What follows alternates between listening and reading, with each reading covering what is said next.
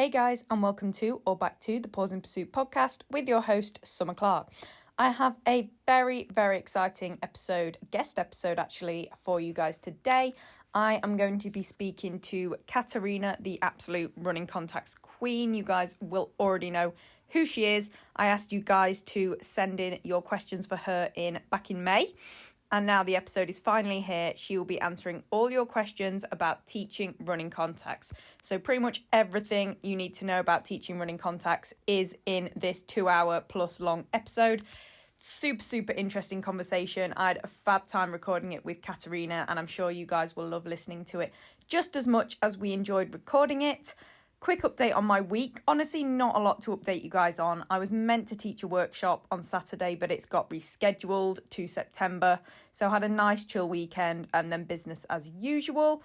So, not that many updates. So without further ado, let's get straight into the conversation with Katarina. So my name is Katarina Podlipnik Capuder. I'm a mother, a dog owner, and for the last, around 10 years, also the owner of my company, Fantastic Dog Training, which is probably the most known for running contact training. Mm-hmm.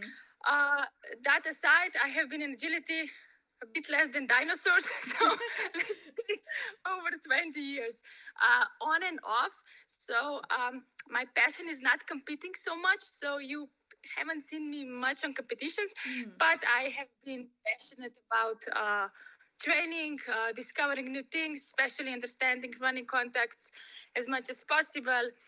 And yes, this has been my life for the past 20 years, evolving around dogs a lot, enjoying it to maximum, having my dream job basically is, all Absolutely. I get to do is watch videos of dogs every day. So, if somebody would say younger to me that this could be a job, I would say, not a chance, but, things Here happen, life happens. Yes, here I am watching videos of dogs every day.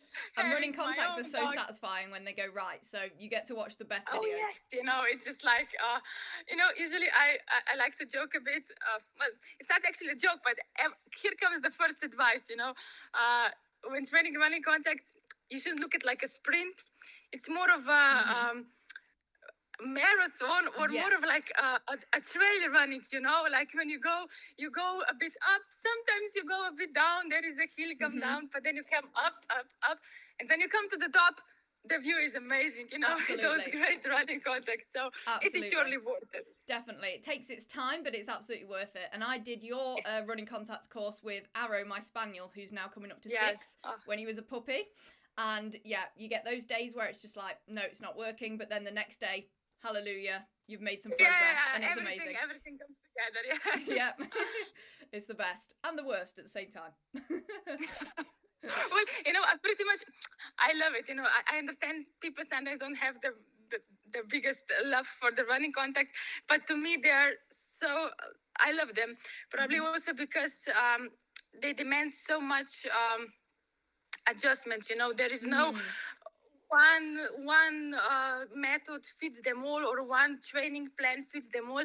It's so much about understanding the dog, also in the combination with the handler, and then you just have to adapt the plan how it goes. Not every dog should learn the same thing at the same time, and I think this really goes also for running contacts. And I love it because it demands so much of the brainstorming. It's like it keeps you on your toes, it keeps you brainstorming basically. So Absolutely. It's never boring with running contacts. And yes, you love the feeling when things come together. That's why also I'm never, I love all dogs, they are but I also appreciate a lot the more challenging dogs, because those are the ones that they can get you out of the comfort zone, especially as a trainer. You learn so much with them because, this will just not work. So you just have to come with something else. And they really challenge you. And with that, they make the whole methods of running contacts, better with every day, because you have to adapt. It's not like math, 2 and 2 is 4. With running contacts, you have to have everything into consideration. Yeah. And you have It's such a good point as well that every dog and handler is different as well, because people will ask me, how did you get this running contacts? I'm thinking, well, what worked for my dog probably won't work for your dog. Do you know what I mean? Like, it's just never the same. It's and it's not even like that. Something that worked for you will not work for others. It's like that. Something that worked for mine will make things worse for your dog. Yeah, so, yeah, exactly. It's even in this relation, yes. Yeah, but you just got to try, and then, like you said, it'll make you a better trainer if you have Yes, to adapt. yes. Try, observe, listen. Also, maybe not change things too quickly because, like you said, sometimes dogs, they like people, we just need some time, sometimes just one day to sleep things over, or you have to focus also, on the progression itself. Of course, we aim for perfection. I have some things in my mind which I want to see when I train running contact. Of course, you aim for really nice hit, but you also have to focus on progression, how to get there. So it's not all about perfection. It's about progression, and gradually then you come also to perfection. And I think it's easy as well with anything in life, but including running contacts, to try something for like a few weeks, and then if you don't see enough progress, like people in the gym, I suppose, like they'll try something for a few weeks, not see enough progress, and then like give up and try something new. But really, they just didn't give that first, method enough time. That's a huge one, I think. Yes. For sure. Also that, there are, especially with running contact, there are things that demand time, like also building muscle memory. And most of all, sometimes it's not even the problem with understanding itself, but it's also about making things safe, We have dogs who could run in a week, 2-3 weeks. Talking about older dogs, of course, not when you start with babies practically with 8-9 months.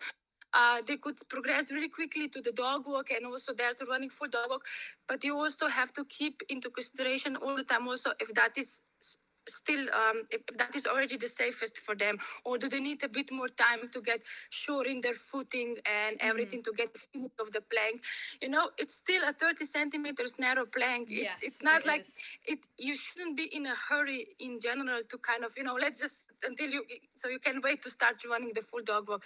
Yes, running full dog walk is of course exciting, and also dogs like it usually because it's a lot about the motion. It adds excitement. They feel joy with it. But still, it should be also a lot about the safety. And after a very short period of time, many dogs are not yet ready to go to the full speed running of the narrow dog walk. So I think you have to also take into consideration the safety part, not just the training part, the understanding part itself. Yeah, because they're going so fast over that. All it takes is like one wrong footing and it's awful. So you really got to get those foundations sorted first. Yeah, I mean, you can see, of course, also dogs are different. How they learn, how capable they are, how good their coordination is. So, of course, some dogs, they are born for it in a way. They will not miss a step on that dog walk, even when they are just starting to train. But yes, there are many dogs with which is better to take it a bit slower, just to make sure they have mastered the footing, they have mastered the measurements of the plank, so they feel safe, so you're not getting into conflicts. For sure. And making situation dangerous. Definitely.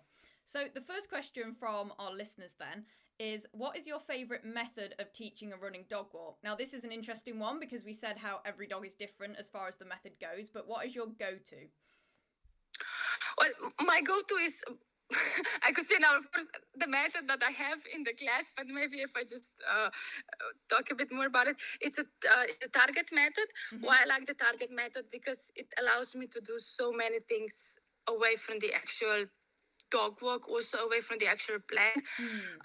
With that, you have a chance to for conflicts. You can really build the behavior away and then bring it to the plank, bring it to the dog walk once it's already complete or once it's already understandable for the dog. And with that, the chance for running into conflict is much smaller. And yes, I like I said, love the target because also I have kind of a few years ago I have added a fake dog walk to my program, so that it's like the dog walk, it's like on the floor where target is limited with some bumpers or poles. So it mimics the pace of the dog walk, but on the floor. So it's safer. It brings so much more understanding also to the dog. You can work so many things already there. So I love this part with target because it can really help me to take so much out of the dog walk, build it to perfection, make the dog love it, make the dog really understand it, build the motivation for it. And then when everything is clicking, then you can already put it on the dog walk. And the number of repetitions because of that are you need so less repetitions because of that, because you have done the understanding already before. And usually then things go together really fast when you enter the dog walk training stage. Yeah, that's what I found with That the mat. reason, yeah. I found that with the mat, most of it, almost all of it, seemed to be done, away from the actual dog walk plank. And there was so much you could do. And then if you did that, substantially enough and built that really good understanding, as soon as you put it on the mat, it doesn't take very long to get it to a full dog walk. Yes, for sure. It helps you set really good foundations. And like also, for example, you wanna, start teaching tunnel after the contact. You first do it. It's fake dog walk, target on the floor. There is the tunnel. Dog is still learning. You can help him. No chance for the leg slipping down because you're on the floor. You limit the dog so it's safe. It's easy, understandable. And then when you have it there, when you put it on the dog walk, it's like really for most dogs. Oh yeah, I know that. No problem. Let me do it. So basically, then the whole dog walk, it's not there so much for teaching the understanding, because understanding you already have. It's more about striding, optimizing the striding, getting used to the obstacle. But the whole concept of understanding the target and the behavior and the movement through the target, it's already mastered quite a lot from the foundations on the floor. For sure. But of course, yes, I wanted to say that, yes, so target method, but with as many adjustments as needed. So if you have been to my classes, like I said, for those 10 years, I have done all possible adjustments for the dogs I felt they needed. So basically, target is the basic, let's say, in my running contact training. But then I would also use different helpers or different sizes of target, different materials of target. I have also used striders already for years. So, but again, it depends on every individual dog, what he needs and what you need to do to help him to master the things as easy and on as much fun as possible for them. Definitely, yeah. And the stride regulators, adding them to the mat really helped my dog. But then a lot of other dogs, they don't really respond well to them. So like you said, the basis is the mat method, but then what else that you add is dog dependent. Yeah, but also with striders, it's like again a huge topic, because you have to know what you're looking for when putting a strider.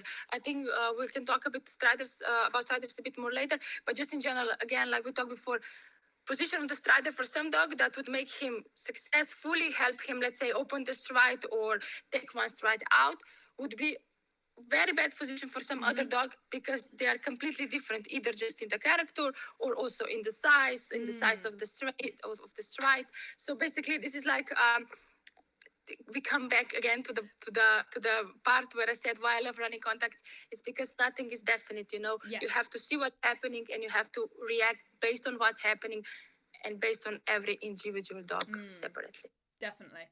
So the next question, and it's quite broad, it's what are your mat training must-haves? So I suppose this could be taken in any way.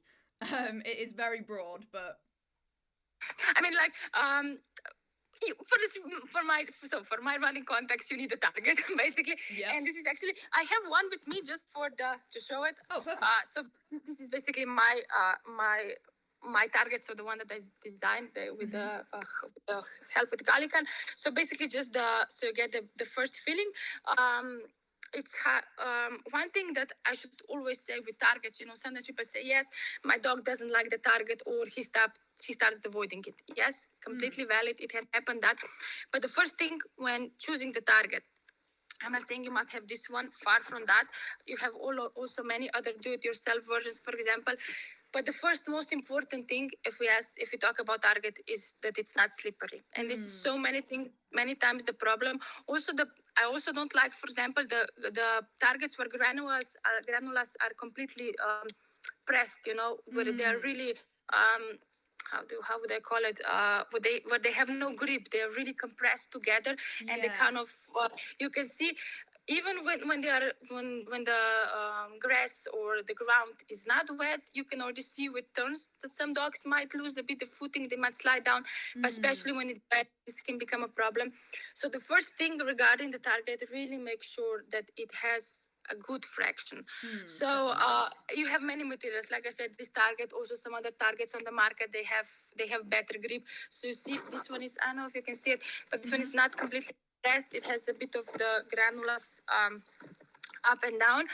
Or I like to use, if no problem, if you don't have this Target, you can use the gripper roll materials that you can get, some like the one that you put in the kitchen drawer. Sometimes they have good grip. So basically, whatever you use, just be sure the Target has good grip, because slippery Target is enemy number one for good running contact performance when you're using the Target, because it's not only dangerous, but also if dog gets the feeling that he cannot have a good grip when running through the Target, many things will change, but many things will happen. But one of them is dog will first for sure change how he's running through the Target, because when you do not trust the ground, then you of course change the movement, because you want to be more sure how you're running to make sure you don't sleep. And second, that usually comes then after that, is dog starting to avoid the Target, because who can blame him? Would you want to run especially with full speed on something that can move or slip under your feet? You would not want. So you have a completely different movement, and also in the dog's mind, the Target becomes lava, in one way. So he's really starts touching it just barely or want to avoid it. Not so much maybe on completely straight lines, because that's dog where his dog is just running through. So that's usually not yet the problem.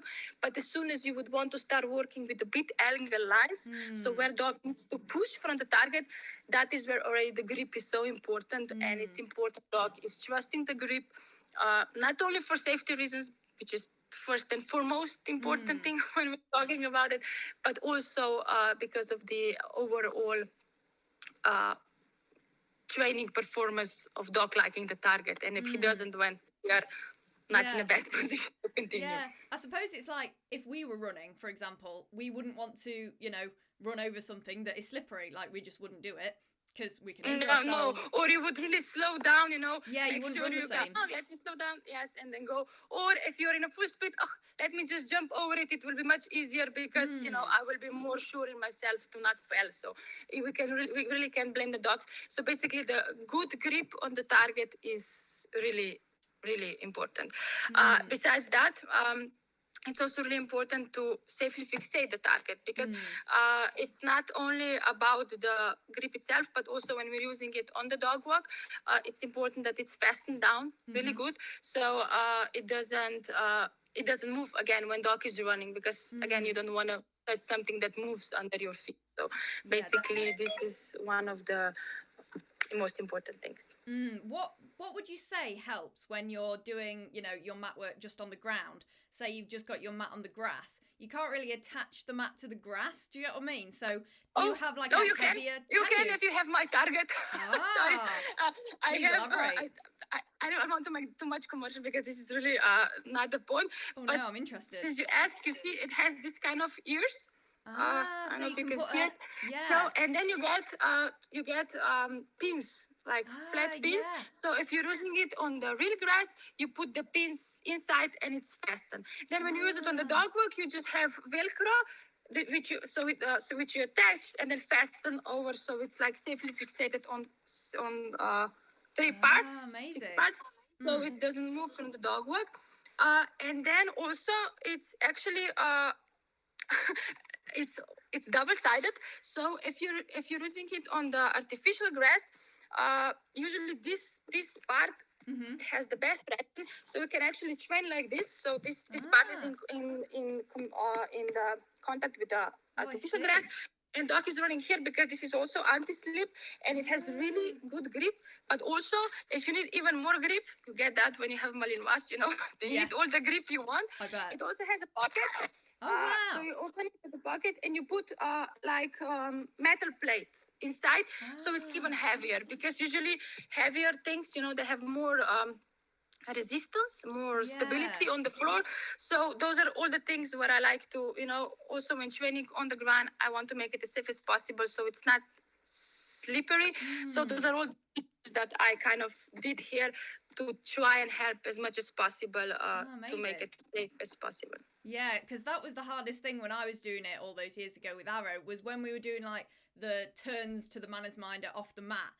on the grass, he'd kind of, like you said, push off it, and then it'd kind of move. And luckily, he wasn't really bothered. But I bet a lot of dogs would be. Yeah, a lot, and it's you want to avoid that in general. Yeah, that's especially now, and we already know so many things about that. So also in previous, before I had this target or everything, we were also like we put the tape over it. It helps in a way. But again, when you have dogs like yours, all powerful, exciting, they want to do it. They push with all their heart from that target.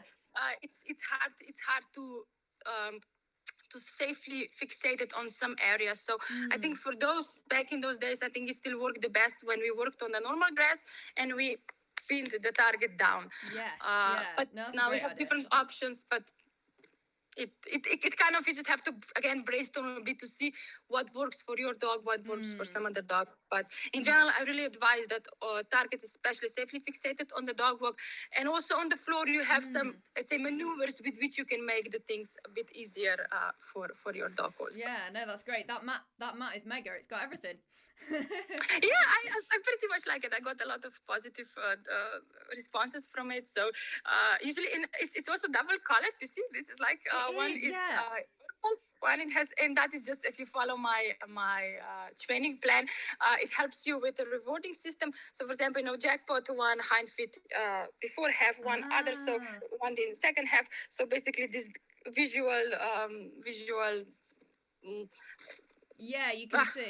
Yes, it makes things easier for the handlers to see. But again, not a must. You can also have completely great running contacts with do-it-yourself target mat from, I don't know, Depot for €10. You might need to replace it if you have powerful dogs, because usually then, when they're powerful, this kind of material gets ruined faster. So you might need to replace it once or twice. But like I said, you do not need this target. Like, this is not, you need this and then you have perfect contacts. No, of course not. No. It's much more important that the surface is good and what the training is. So this is just like an example how things can be if you like this kind of things. If not, you can also do. Just makes it a bit easier for you, doesn't it, really? Yes, I mean, it's like, user-friendly, let's call it like that. Yes, absolutely.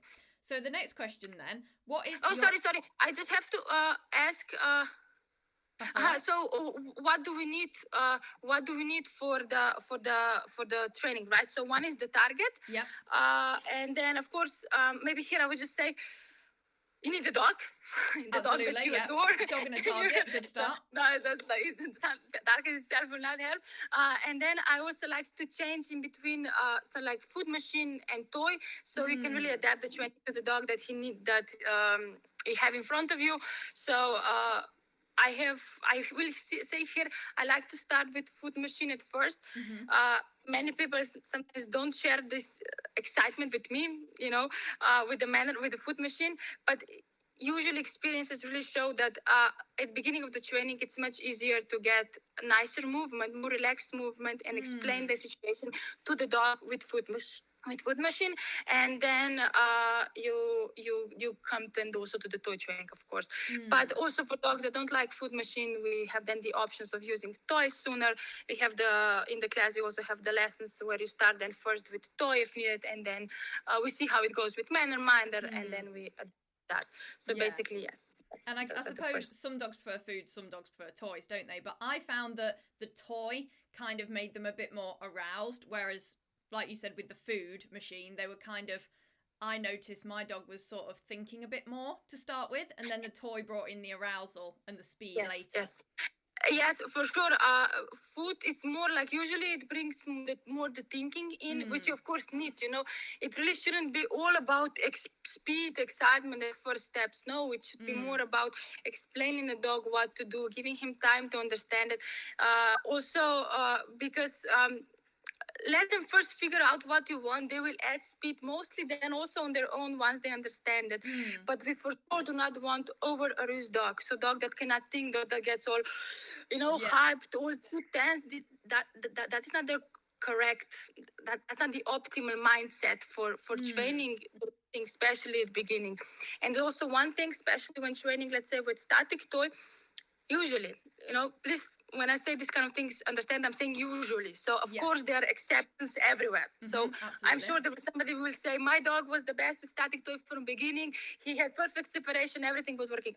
I'm sure it did. It happened. Yeah. It also can happen. Really, no, not saying that this doesn't happen, but let's say in many times, usually in general, yes, like it happens that for static toy, dogs have more tensed movement. They're more like excited for it, and then especially when you're working from shorter distances, let's say from sitting or from closer distances, you get more jumpy movement. So a bit less separate, more tensed, and also shorter stride. This is like usually people say, yeah, I will use the toy so the dog gets more excited and he will stride more. That's not always the case. Many times it can be contrary because dog is more tense, not relaxed so much in the movement, the stride will get shorter. So again, nothing wrong with that. You also want to train through that. It's just important that you're aware of those kind of things. So if you ask me in general what I would advice or what is my optimal plan when starting with running contact training is you start with the foot machine for the reasons we mentioned before, more brain, more relaxed dog, more thinking one. And then when he understands that with manner minder, you already add the toy in that part. But also, even if the dog, usually I get, my dog doesn't like manner minder. But sometimes people don't even give him the chance to like it. They try 2 times, dog is there among the agility field, everything is happening. Of course, he's interested from the environment because action is happening there. Of course, bringing the toy in that situation will make him, oh, yes, holy grail, let's do some action. Yes, but a lot of times, again, talking from experience, is if you give dog the chance and if you set him for success. So, for example, not asking manner minder to compete against agility field, with everything is happening. But first in the living room, working, just working maybe on some fun tricks or just feeding him from it. A lot of times, many times, it happens dogs start to love manner minder more and more. Of course, there are some dogs who will love toy overall more than anything. No problem. We will use the toy, especially later when introducing obstacles after the dog walk or after the target. But still, it is so much beneficial. It's actually so easier on long term if the dog is okay with manner minder. And here I will just encourage people, even if he's not, no problem. There are many ways we can start with the toy. We start shaping the behavior with the toy, with static toy, or then later with obstacles. But in between, take few minutes per day, do something where you feed him from manner minder.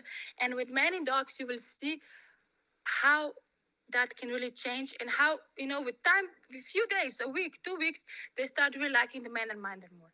And then it's also another thing, it's, dogs, they also react a lot how we react. So if we already come, to training session, oh, manner minder, you don't like it, right? No, I don't like it also. It's so boring. Oh my God. True. This manner minder, but it's stuck again.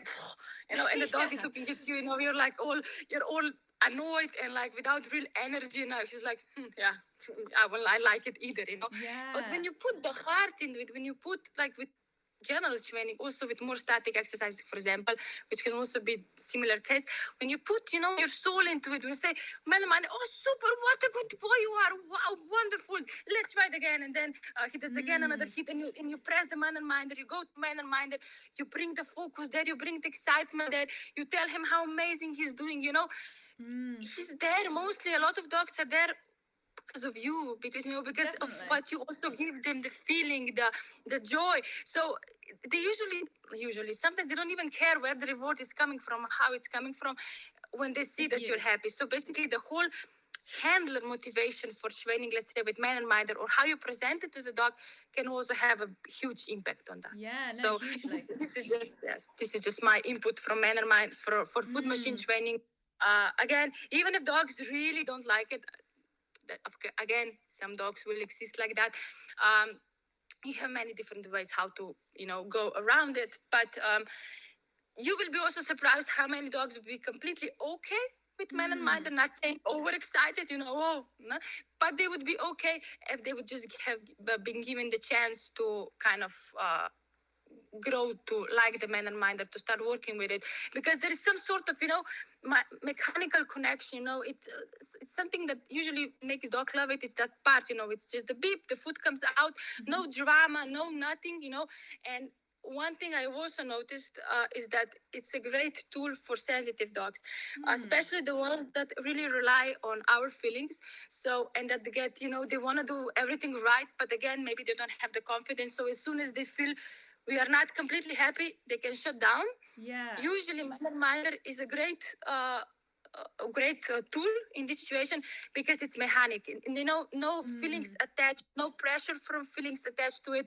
It's just a great machine that delivers food, yes, and they grow confidence. So, and they're not feeling the failure so strongly because you know what happens? Nothing. The machine just doesn't give the food. You can repeat, and it becomes much less personal for that dog. So also dealing with mistakes, it's usually then easier, and yes, especially for those dogs, it's great. But also for really extra excited dogs who would get too crazy with toy, it helps them calm down a bit, get them in the more thinking part, thinking mindset, which is again, you need brain with teaching running conduct. Definitely. It should not be just, crazy running up and down, back and forward. It should add a significant amount of understanding, especially at the beginning. So yes. And like I said, they can learn to like it. Like, they need time to learn to like things and respond to things. It's not even learning like that. You would need to like really learn them. Okay, now please love, I will give you, I don't know, something to really like it. But the more they work for it, the more they kind of understand it. Yes, and the more familiar they get with that. And with that, they are just, okay, man and minder, no problem. Yeah, but of course, again, it depends so much on how the handler is handling the situation and not setting dog for success. For example, man and minder on the floor, toy in your pocket. Yeah, well, when you're at the beginning of the training with dog who adores toys, that is not the situation that we're setting for success. Toys should be away. You should be in the living room, for example. You have to step by step. You have to have a goal, a focus, what you want, and then step by step build towards it, and in a way that you're setting your dog for success. And they feed off of us so much, don't they? Like, they know how we're feeling, they know how we're responding. That's huge. Yes. And it's a lot of times it's just about the fun with us. It's about when we are happy, they are happy. So then they can usually they are happy to take any kind of toy and any kind of reward. And then I find it actually very important to be able to use different types of rewards. This is already quite different topic. I'm sorry, but I think we're going into that part. It's more from my split motivational things before, but I find it in general important the dog is used to accept different rewards because you have different behaviors. If do you want to bring the brain level up? Do you want to bring the excitement up? One exercises need something, other exercises need something. Some exercises need first understanding, then they need adding the speed. So you want for the dog to know how to be rewarded from everything. And it's so much on us handlers how we present that to the dog. I know 10 dogs, 10 different breeds we had, and each single one of them very different characters. If you go from Papillon, Malinois, Pumi, Pirshev, Working Hawker, they are different characters. Yeah. Believe me, like a lot of things are different. But I could, with everyone, I could use the food or I could use the toy.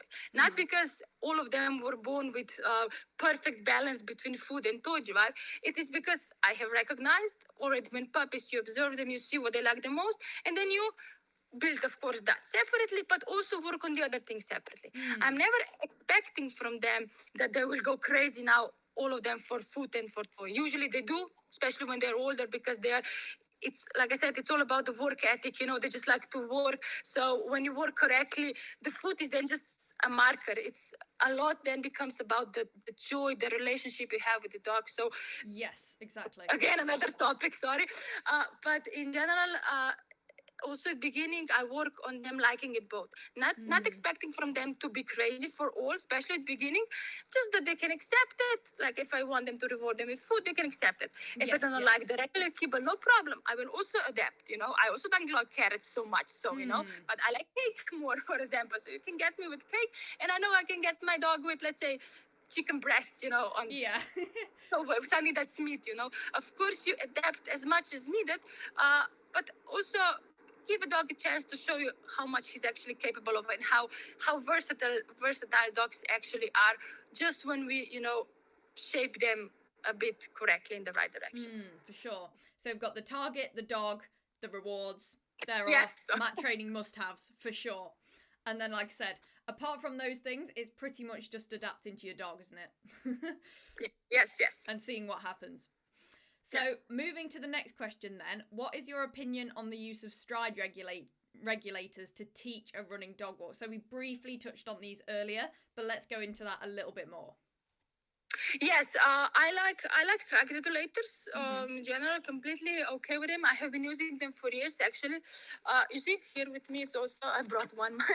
This is the one that I have also designed a few years ago, because I wanted to have a strider that designed in a way that I would prefer the most for what I need for the training. So it has the same ears as before, so you can use it on the floor or on the dog, especially for safe fixation. And yes, but maybe a few words about that, or how I use stride regulators. For example, first, either of getting new dog to me, or new dog, unexperienced, you know, puppy, 8, 9, 10 months old, so just starting with the target training, or if I'm getting more experienced dog, I want to first see the raw picture, you know, what is happening, especially with experienced dog already, to see what's happening, just maybe if they're used to the target, what's happening with the target. Is he showing any concerns, you know, that I would be concerned about? Let's say, we'll talk a bit more about that later, but in general, I want to see how the situation is. And then I also, at beginning, I want to work more on the thinking parts, understanding. If I can, I avoid helping too much at beginning, because beginning it should be, you know, it's all about the groundwork, it's about shaping, it's about, I like to take time. Usually those are still very young dogs, you know. Okay, you start with target with 5 months if you want, you know, just start, I'm talking just target on the floor, and you're just teaching him to touch it. That's it. No. But then also later, when they come in the class around 9 months old, you know, you can start already working a bit more to running to the target, or to understanding it, to touching it. It's so young dogs, you're not in a hurry. Why not taking time, you know, to gradually to build the behavior without too much help? Because you have to know, any help that you add, you also then have to take away at some point. So from that reason, you know, of course we use the help if needed, but at beginning, just observe your dog, observe how he's learning. Maybe not helping too much too soon, but also see how good you are learning with him in general. And then I also like to build, like I said, understanding, especially with the combination of the fake dog work, which I really like. You can set the dog so much for success, and already start teaching teaching people. So it's a lot about the people, isn't it? Absolutely. Teaching about the striding, how to set your dog for success. And in all those things, I have the feeling that when I would add the helper too soon, everything would be perfect at the beginning, of course, but not, it would be perfect because of the help, and mostly because of the dog, because he would know so much what to do, but the handler would not learn so much what's happening, or how to help the dog, or how to so those things that I personally want to do in my class. And then so I like to teach the muscle memory, the understanding without it, and I have the fake dog walk, which is a huge help regarding that. But then when I like to use the striders, it's more, for me, striders are more the help when we're running the full dog walk, when you start running the full dog walk, and the strides become an important topic. So, for example, first, again, I like to see what the dog would do on his own, see if he can think things through, because some dogs are thinkers and some are just not. For the ones that are not, no problem, we will try to think more instead of them. And when we come to the issues of the striding, that is when I like to use this more, either for helping dog prolong the stride, either for helping dog take one stride away. Again, such an individual topic, there's no way we can cover it without actually having one dog in front of us with a video and say, okay, let's see what's happening here. Dog is too short with this stride. Let's try to do this or something else. Sometimes I also like to use the strider, and that is very early at the beginning of the training. If I'm dealing with very insecure dog, very sad dog, the dog that's not doing so well with any kind of mistake, and the dog who doesn't like to think, so it's either this or he will be set for failure. We don't want to set up failure. Exactly. So in that situation, I use the strider sooner because then in that case, I want to first build the motivation, the love for the game so strongly that then also later when we come to the situation where some problems will occur, difficulties, regarding the thinking about the striding, the dog will already have so much love for it that he will not feel anymore the pressure if he has one no reward or two no rewards, or if we start gradually asking more and more regarding criteria. So for more sensitive dogs, for dogs where also maybe a handler is a bit a beginner, because in those it matters also so much how good the handler is with handling these kind of situations, how he can see things, how fast can he react, how good is he in slightly, pushing the dog forward to give him the support. Those are all those small things that make such a huge difference between an experienced handler and the one that's really a beginner. And yes, we're still learning. So striders in general, for sure, like I said, I've been using it for years already in the training. I have this special strider made just to help me. Also in the seminar, sometimes when you need a bit quick solution, to also work on the confidence of the handler and the dog. It's also like to use it just to show the handlers how to do it, how to work with it. I also like to use it, for example, especially when it comes to striding manipulation on the dog walk. But if you ask me at the beginning, I like to work more with it without it, just because of the reasons I listed. Maybe just one thing that I really feel I need to mention is, for me, the strider is in a help when it's big enough. I don't like those small round ones. Round ones. I was just about to say that looks quite wide.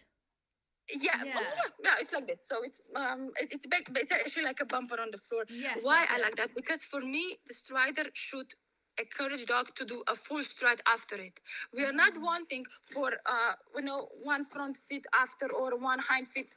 So we do not want for the dog to not do full stride after, so that he's doing, let's say, front feet after and hind feet not, or any other combination the dogs can do. Usually they just do one hind leg still before the strider, one after, or one front hit here, one before. When we're talking about the striding, we want a really clear understanding for dog, clear criteria. That means I want you to stride over it. The purpose of strider itself. So I'm not looking for those, also when placing it on the dog, you have to know where to place it. So I'm not looking for that one leg after and then all three before. No, it has to be a full stride over, but then you as a handler have to find the optimum distance on the dog walk, so the space where you achieve that. But for sure, I want to make also, because I want to make this as safe as possible. I don't want those legs, trying to find their way in between the small strider, because then they can quickly also step on it. No, stride. In my opinion, of course, let's say, please understand, all people who will be listening to this is my personal opinion. Different trainers have different things. So from my personal experience or witness, I want that it is safe and I want the full stride over, and then based on that I also adapt the position of the strider. And also when it's like this, if you want to solve the situation of short striding, or if you want to help the dog drop one stride, it's more clear for the dog to actually stride over that than to actually hit with one leg front, like here and here, for example. It's more obvious stride over it. Yes, just making it clearer, isn't it, for the dog? Yes. Clearer, safer, and basically also what I want. I want to stride over when I'm dealing with the stride issue, not dog still, if there is just a small thing on the dog walk, what does it do? Dog will just step over it. It doesn't mean it will, of course. But then again, also regarding striders, again, it's not me saying, yes, you get this strider, everything will be perfect. No, some dogs will actually then feel too good and they will start stepping on it, like in the middle. So again, then you have to adapt more. Then that kind of dog then needs a bit different situation, a bit higher one, something that will be less appealing, to step on it. So again, 1,000 dogs, 1,000 situations, 1,000 ways how to fix those things, and that's what we love about running contacts. Absolutely, yeah. Like we said earlier, keeps us on our toes. Always thinking. Oh yes. Love it. So what are your top tips for retraining a stopped to a running dog walk then? So a lot of people may have started by teaching a 2-on-2 off and then think, actually, I want, faster times. Let's retrain to a running. Yeah, I fully agree with them. Go for it. Yeah. But in general, really, don't complicate, go for it. It's much less problematic, as people would usually think. For a dog, stopping versus not stopping, it's quite different situations. So when you have clear criteria, clear method that you're following, so to make those first steps understandable for the dog, so he knows it's about the running, and then you kind of progress gradually enough to not make him question what to do.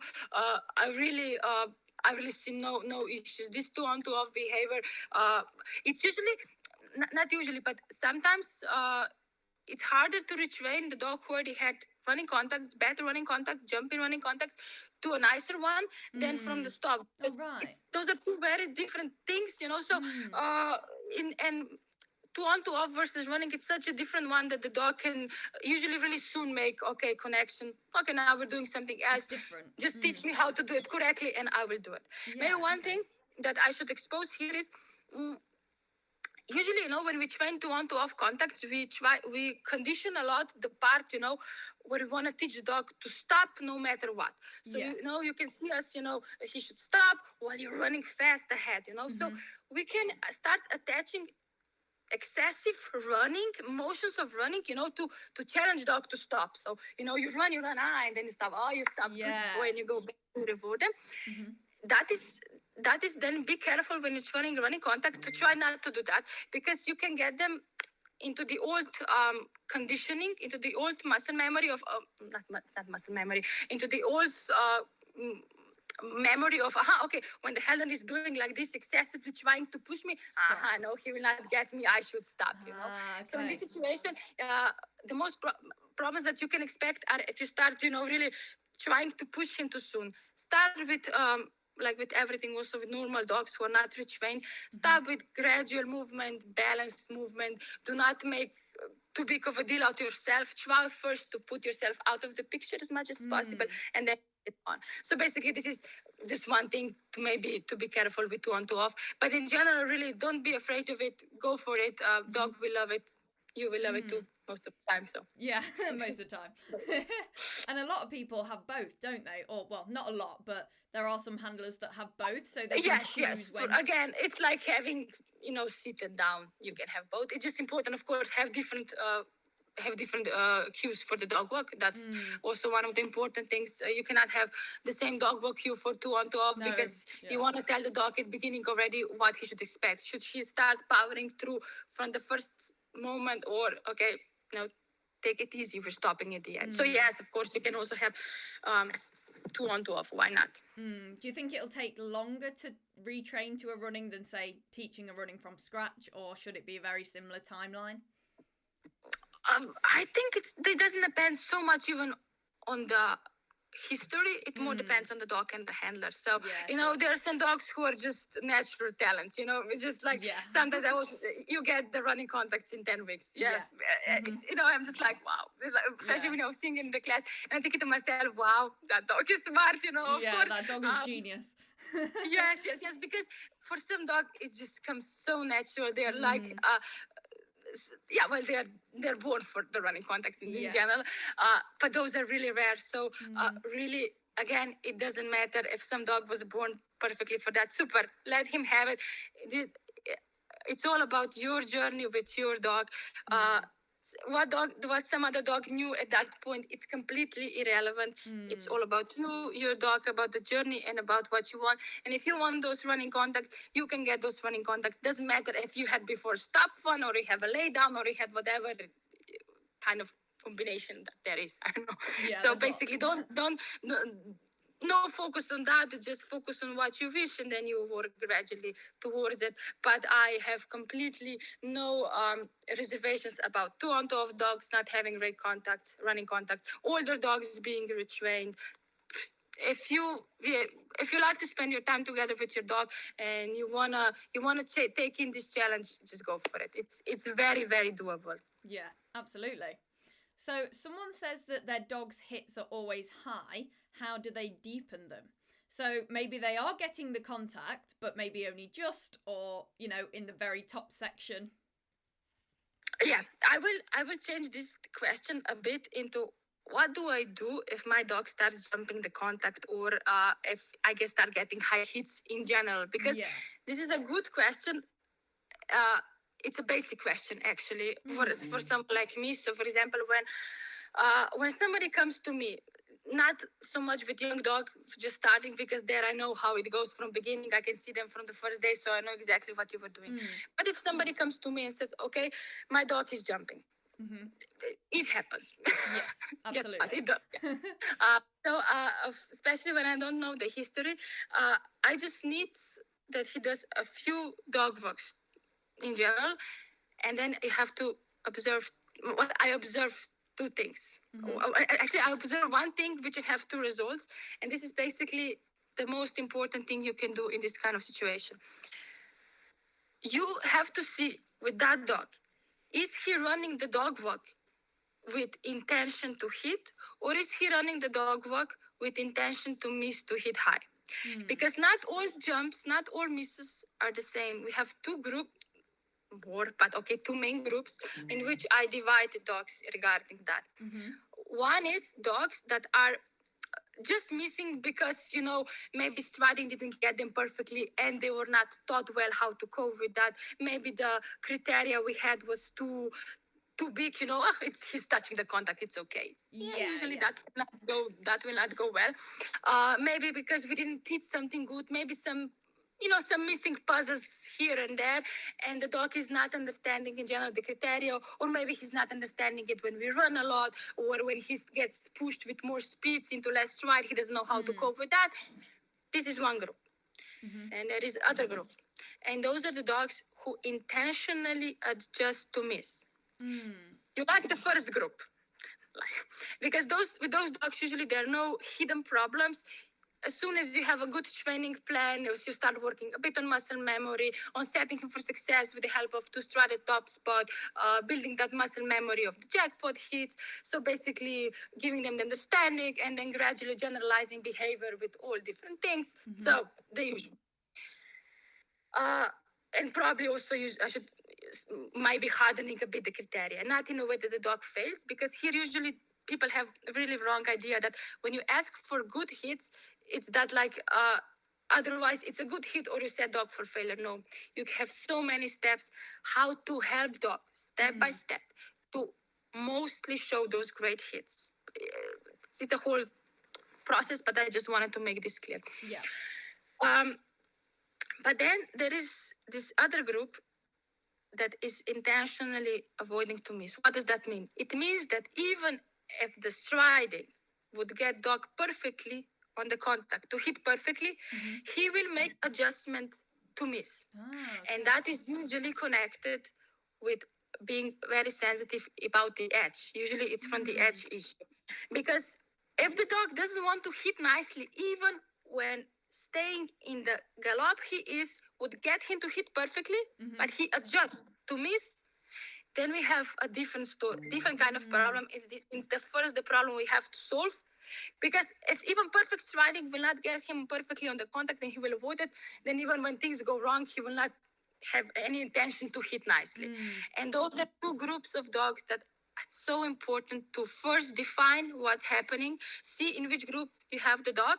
The training in many ways between those two groups, it's quite similar, but with the exception that the dog, where you have the dog that it's intentionally avoiding, you first have to start with desensitizing that thing. So getting him to feel better about the edge, getting them to start hitting nicer about the edge, many different ways how to do that. Also in the class, if you look at the beginning, I'm really strict when training with young dogs. We have nicer edge on the lower the height, just to avoid that, because at the beginning the handler has to think on so many things that the edge there would just confuse things more. And if we get the dog who is scared of the edge, then we have another set of problems, and do not need at beginning.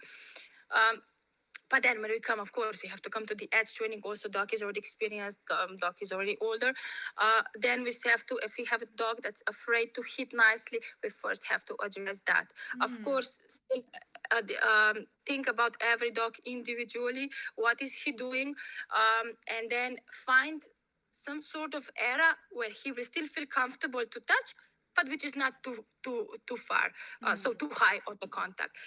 And that is where this desensitization has to happen, among then other things. So yes, when the dog is hitting high, first check what is happening. Can he also hit super low, or can he also hit ideally? If yes, super, no problems. You have much less of a problem than you think. You just structure class, maybe see if you didn't generalize behavior well enough with motion, with different combinations, with different axes, with different obstacles, tons of things, so all the generalization part. And then if not, then check if your dog is afraid to hit nicely, because that then again demands a bit different situation how to handle those things. So yeah, where do you think the sensitivity about the edge comes from then? Is it, if the dog because that steps is on it edge. and it hurts, This is like if I besides me trying to now finish my project of 40 centimeter dog walk, I think because dog walks have edge. Even if dog never step on it, they know it's there, and they can have some dogs, especially more sensitive ones, they can have huge respect for it, and they are afraid to hit near it. And when they're afraid, they just start hitting higher and higher. Maybe from closer distances you will not even notice that, but when you're experienced trainer, when you can see already at the beginning what is happening. That is why already now also in the classes I see when the edge is super nice, I encourage people to also, when we're working with 2-strided top spots, so setting dog for success in a bulletproof way, because we have 2 strides. And we change the distance, we already send the dog, so we surely make him for success for the ideal hit. I also encourage people to try and get the dog to hit also with 1 foot on the floor, just to see if has already now any problems. If he doesn't, super, then I just have that in my mind all the way when we are training it, to see if this problem might start coming up anytime. But if I have a dog that already has a problem now, then I start already working gradually on it. This desensitization doesn't mean that, okay, now I have to work 6 months on that, nothing else. No, it just means that few minutes 3 times per week, for example, or when doing something else, you will just work on that top spot and on feeling dog getting comfortable to hit close or after it, especially with separation, let's say hind feet and the edges in between, so he gets the feeling of that. It's not that I'm then asking that dog, okay, you have to now on competitions hit like that. No, with every dog, again, you have to find some sort of ideal hitting that he still feels comfortable with it, especially sensitive dog. But you have to desensitize it, so at least on the training, this dog knows how to solve situation to hit nicely without being afraid. And then, because if you have a bit lower hit on the trainings, then that's more likely you will get a decent hit also on the competition on more challenging environment in things where it's not a home environment. So again, a lot of adapting, but it's really important to discover what is happening with every dog, and to see if he's running the dog with intention to hit, but just some things didn't fall together like they would, or he doesn't understand so well. See, at some things, or already the part where he's really trying to avoid to hit, and you can really see those. You can see that with either legs completely closed, or, for example, especially you can observe it with first hitting front feet, and then normal gallop, dog would after front feet, the hind feet would then hit after front feet, front feet, then go. With dogs that are afraid either to hit nice on it, you can many times then see front feet and then hind feet exactly on the same place and jumping. Because putting front hind feet lower, it would get them too close to the edge. They're not okay with that. So let me be sure to just take off sooner. So with those dogs, you just have to, like I said, desensitize it and find the plan that works for them, so they will still be happy to hit nicely, but still in a way that they don't feel too pressured from it. That's But it. this is again, a topic like this, so Yeah. I think we're already going, like really our every question gets so long. I'm No, I sorry love for it. that. It's great. So we cannot go too much into the details for that, but just so people know what they are dealing for.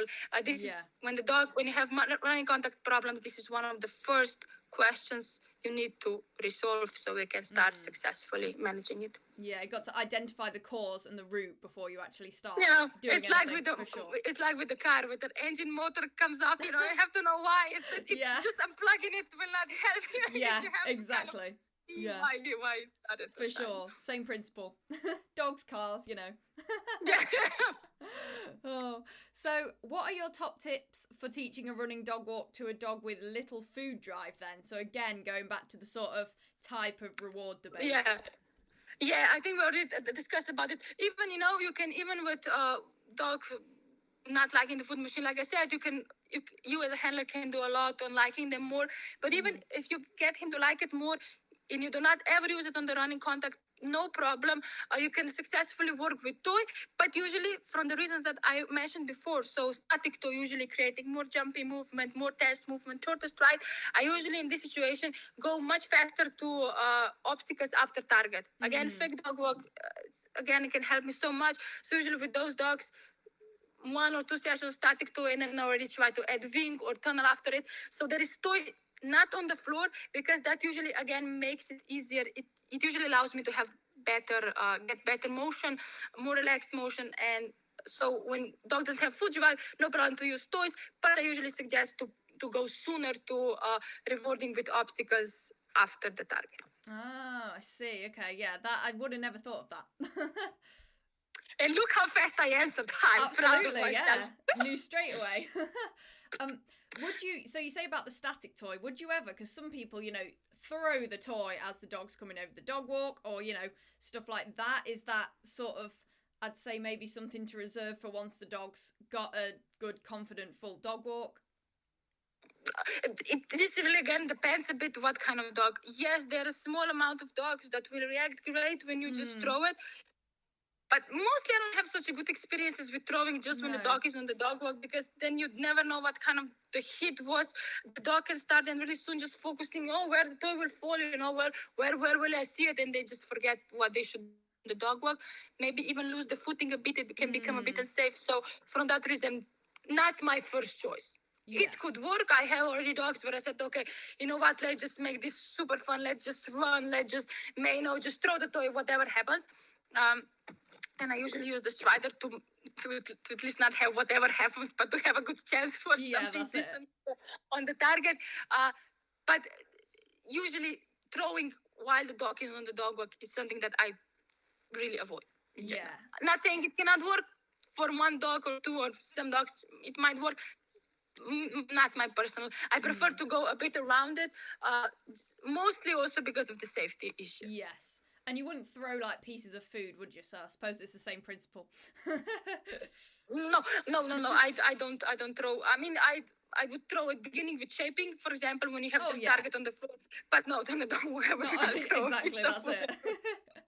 No, I agree with that. So, where are we? What are your top tips for teaching running dog walk turns then? So, obviously, teaching a straight exit is one thing. But then, say you've got a course, and I don't think we see tons of it in competition these days, but you still get the odd course where, say, there'll be a jump, like a 90-degree angle after the dog walk. Well, okay, 90 is already quite a lot. I admit I haven't seen 90 for a long time. But yes, actually, turns is just, it's pretty easy story, not like easy of course, but in general, like getting at least those first steps for turns easy, it's just it's very simple, at least the way how we do it in the class. Because you have to know, when I first opened the classes 9 years ago, turns were still very much the part of the course. So at least I wanted that the dogs mastered around 45 to 50 degrees angle. So turns were I put a lot of attention to turns. And here I found that the best way was to just, to first set the dog for success with the straight exit in general. So you get the perfect hitting with the help of a two-stride top spot. Also, and you can already start that doing again with on the floor with fake dog walk. I know I keep saying I love this fake dog, but it's really such a good helper for all things you want to first address on the floor. And then you so gradually move the angle of the reward that the dog starts keeps staying in this hitting. You have to be careful about a few things. The more angle the exit becomes, usually the dog shortens the stride. So it means at first when you're training, you might have to help him because top spot might move a bit lower. So you have to help him by sending him from a bit lower to help him stay in the ideal hitting. And then you just have to so gradually move it, the dog stays in that hitting. So that is the easiest way for him to explain how to hit. Because if you change too fast, you lose the rhythm and the dog gets lost. He's in the perfect hitting with straight 10, 15 degrees, then you go to 40. That's too much of the change. When we're talking about inexperienced dogs, he will completely, what now? He will completely change the stride and then he will get lost. Yes. So first really gradually. That means take time, you do not need 50 degrees with 15 months age, for example, at least not a full dog walk. But usually when working on a plank, on a fake dog walk, that's really usually easy to achieve. Just like one session, you start straight, 15, 30 degrees. Next session, you start straight, 20, 40 degrees. Then you already try next session starting with 10 degrees, not anymore straight, but going to 30 and maybe 40 degrees or 50. So basically, you adapt to the dog. You see what he's doing, no problem. Sometimes you move the angle too fast, no problem. We're people, we make mistakes, we're not perfect like our dogs. So, of course, you made a mistake, no problem. Go back, get him back into the optimal hitting, the optimal striding, and then gradually, again, move so gradually that you keep them in success. One thing you also have to be careful is when we start working with the angles, the physics of the dog running can also change a bit. So if with a straight line, they are running in a straight line, so basically front feet followed by hind feet after that. With turns, you can start getting front feet and then rotation because they push off. A rotation of the hind feet might, if this is the left front feet, then the hind feet might come more on the side. That would on a dog walk mean he would step down, the leg would fall down. So that is why it's even so more important to keep it gradually so the dog gets the feeling that he safely stays on the plank. Again, you need that with help with that. Fake dog walk, perfect situation because you already have dog. If this was a fake dog walk, already when starting with angles, we have quite some dogs with a tendency to hit on the outside line. No problem. What happens? Nothing. It's just grass, no accident happened, nothing. You just then gradually explain to the dog that he has to stay in this corridor. So again, another thing why I like fake dog. So but this is basically it. Just gradual enough working on the angle, not hurrying, so you do not surprise the dog and get him lose the footing, the striding, the understanding, and take time, adapt to every dog. That's basically. So for the fake dog walk then, what exactly, can you describe it in a bit more detail? Like what is it, how do you set it up, stuff like that? I can describe it, but actually I have public videos of it on the Facebook, so maybe you can just paste that. Yes, because I'm not hiding anything, especially like of course I have classes which we will have to pay because we do the all learning, but many things I try to also. Many things that I think are beneficial in general for dogs, I share them publicly because, why not? Why not helping somebody if he struggles and all he would need, for example, is a fake dog walk to help or the dog master safe footing because safety is my number one priority from ever. So I will send you also the photo. I can maybe best to show the video. But actually, if you imagine, it's like you can make it from bumpers. So those longer bumpers that you have for stride regulators that are longer, you just put them in two lines. There is 30 centimeters space in between them. So as long as as wide as the dog walk plank is, you put target at the end. So in between those two, yes, that makes sense. Yeah. And then you have dog that is. limited with space. So you work on the striding, you limit the target. You can work so much then on the to stride top spots, especially about teaching people to see, to see to stride. It's the easiest way to teach people to see strides on the floor with the target. Why? Because again, you're not bringing any conflicts on the dog walk. It's safe. Even if you do 10 mistakes, of course, just reward the dog. That's the first thing when you do. But then you can learn safely without being afraid the dog might fall, might lose the stepping, or without doing too many repetitions on the actual plank. So yeah, I love this kind of limitations. And you can also do it from just a PVC pipe, or even if you dress bars from the jumps, you can put the foam over them. It's another safe example. Basically, what with some student, he was away on a trip, and we just made it from shoes. He had some sort of shoes just for the it's like really do it yourself version, but just so you can limit the target. It was just for the target, so we got better understanding for it. Again, be creative. Yes, be creative.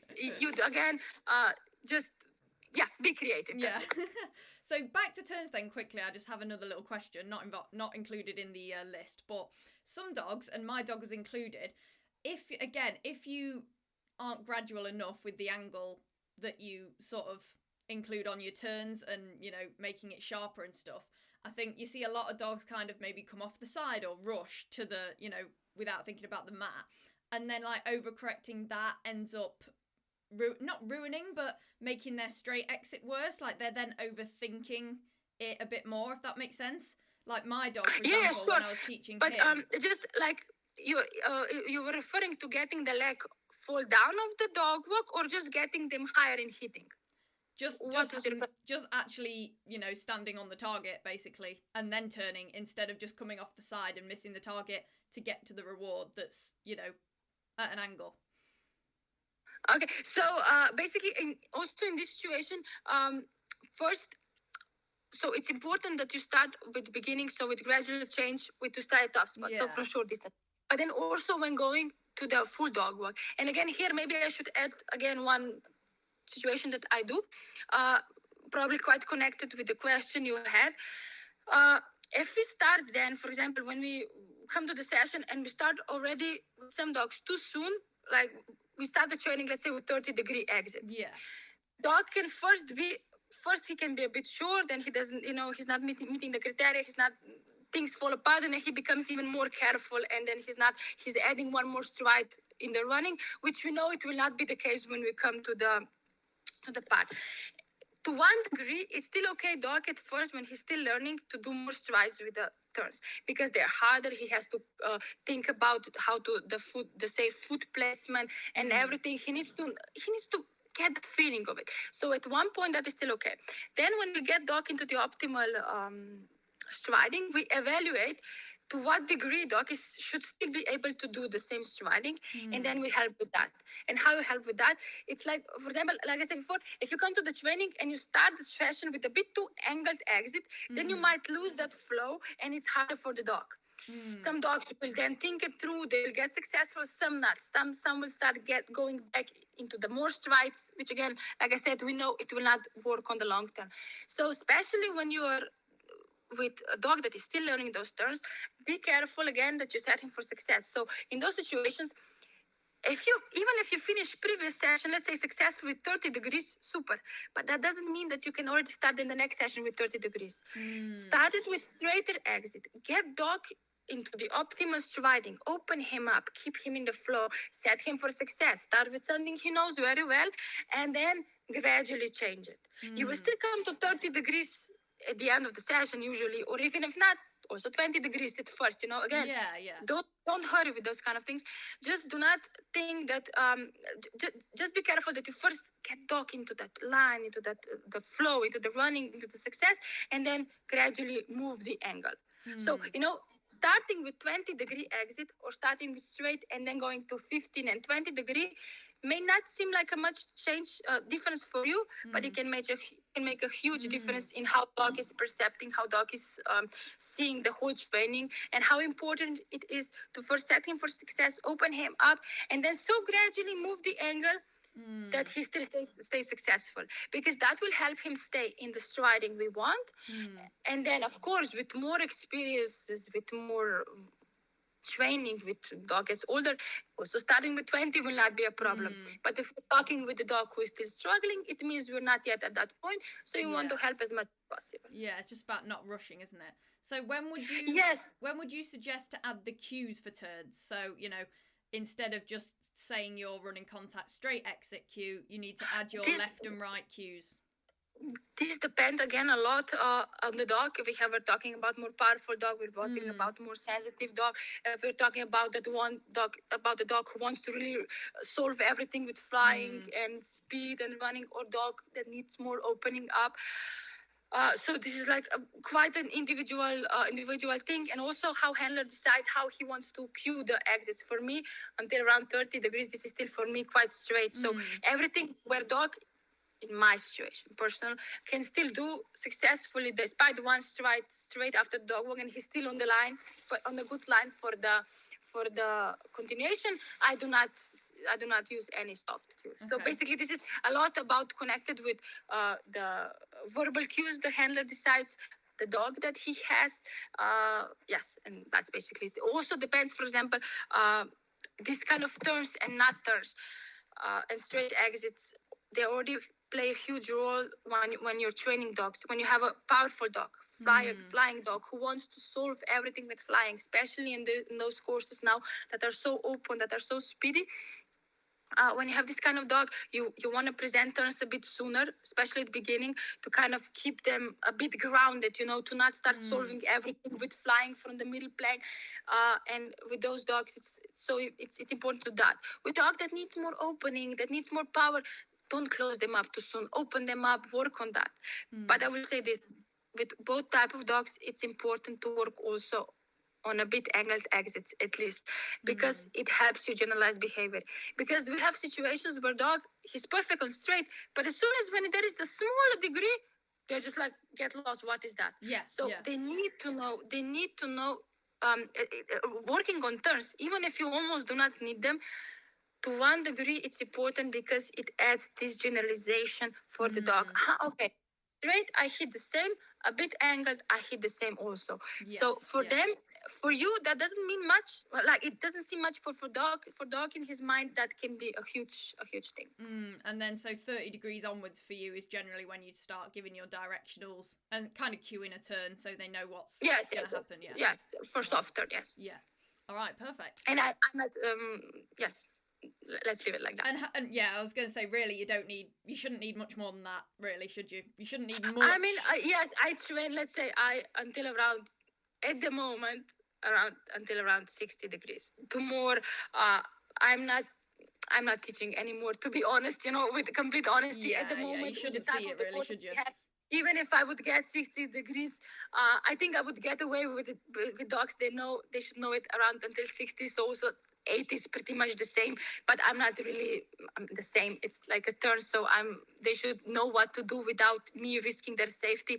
And for me, that is enough. Or if I would just decide if it's really too angled, maybe I would not run it. Yes, but for until 30, 40 degrees, I support that it stays in the courses, maybe 30 degrees, and that people train it, because it's important also for, like I said, for generalization of the behavior and dog learning to be safe. And when he needs to think how to stay safe also with a bit of the angled exit, like I said, 30 degrees, that is, no.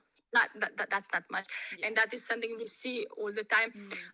Yes, I think it's important to keep a bit of the variety, because it, yeah, for sure. For all the reasons I listed, yes. Absolutely. So this person says, my dog never splits his back feet. Does this matter? And if so, how do I correct it? So you'll often see dogs, you know, instead of doing the back leg split, they'll just do both feet together and then kind of spring off.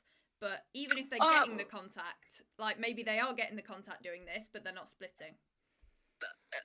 You know, to be honest, again, in my personal opinion, or this actual separation, it's much of less importance than people think, you know.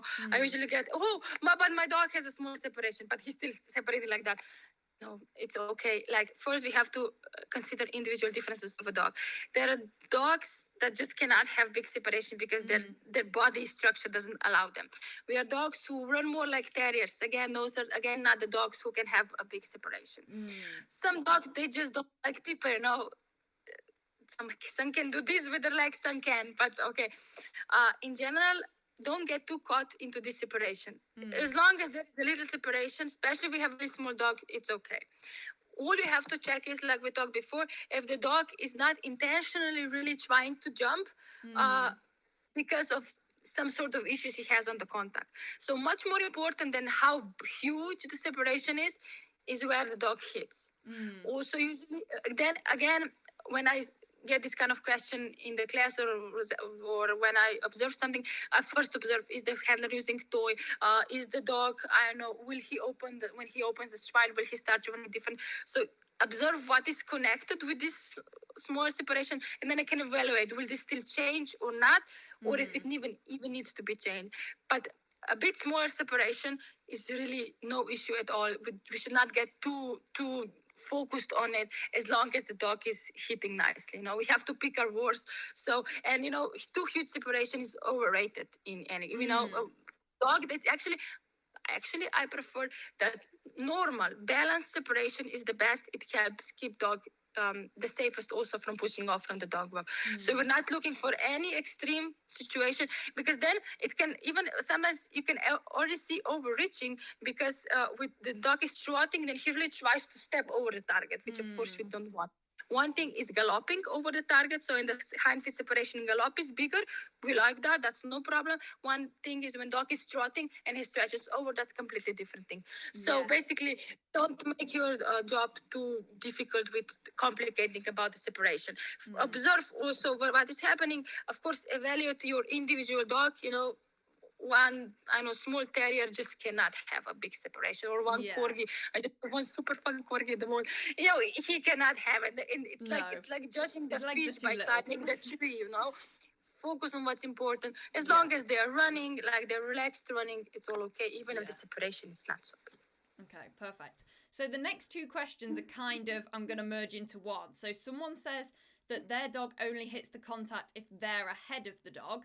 And then another person says that the dog leaps the contact when they're ahead of them. So two different types of extremes there. So how do they improve their hits with them either I think behind this or is in ahead? general. Yes, this is generally just a thing of understanding. So, but first, again, like with previous question before, when we had why the dog is jumping, I would evaluate what's happening. When the handler is staying behind, that usually happens. The dog missing is probably again, because you know it's most likely because he doesn't have so much focus and power to run on his own ahead. He's shorter in strides. You're not.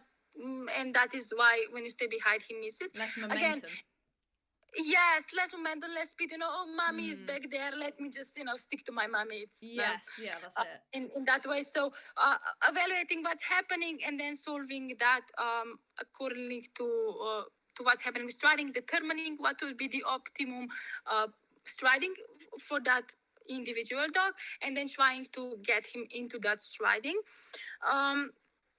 But still, more important than any striding, always I feel it's in understanding what's happening at the end of the contact. So that's still the most important part all the time. So if dog sometimes makes a half stride more, which means front foot, or full stride more, which just means, and again, hind feet, just when one stride more, that's completely okay. It's more important than pushing dog into something that's not natural for him, or that would not be able to perform in, let's say, in some environments. It's much more important. Dog knows what to do at the end, and then let him. If he sometimes have a bit different strike, no problem. But of course, here we are talking about the miss. So when the miss happens, of course, evaluate what's happening with striding, see if that is the issue, and then gradually, I would just gradually, like before we did with turns, I would just gradually start with situation that's setting dog for success, and then gradually staying more and more behind, while again using after the dog walk the obstacle that would most likely set him for success. So if dog is a bit more sticky, not trying to go away from us, likely he doesn't have so much focus to power off ahead of us, then use the obstacle that's really driving him forward to set him for success, and then first stay behind with that, then gradually again change. It's all about, it's like puzzles, or blocks, Lego buildings, you set him for success, then you change some variety, and then you again set him for success and change something others. It's just like playing with Lego blocks. Yeah, definitely. And then it's pretty much similar with being ahead. Again, those are both situations where I would put in the chapter of generalizing good contact regardless of the handler's position. Yes. This is one topic we have in general when you need to work. When we come to the problems, it means some things is not working, so we have the dog generalize it. And with missing the contact when you are really ahead, it means that I would first check what's happening with striding, because two things can happen. One is dogs that get influenced with striding when we're running really ahead, they start shorting the stride. Where is he coming? Head comes higher. They are more tensed, and the stride actually gets shorter, and they are because of that miss. Some dogs, look, mommy's going. Let me just Let me race her. I will just jump from the middle of the plank, to catch the mommy. Yeah. And that is when the striding changes in a different direction. So based on that, again, you solve the problem, what's happening. But first, again, with all the situations, it's important dog first has a good understanding to hit ideally your position ahead. First, maybe do it without motion, then gradually add motion. The same also then when you're behind, teach the dog to hit ideally when you're behind, and then you gradually add that into the motion, into the running course and everything. So basically, it's all about gradually adding or removing what needs to be addressed. Yeah, same as turns, I suppose. It's just being very, very gradual and not rushing things. It's just like, it's basically basic of shaping behavior, dividing or cutting it down to small pieces enough to be understandable for the dog, and then building from there on. Definitely.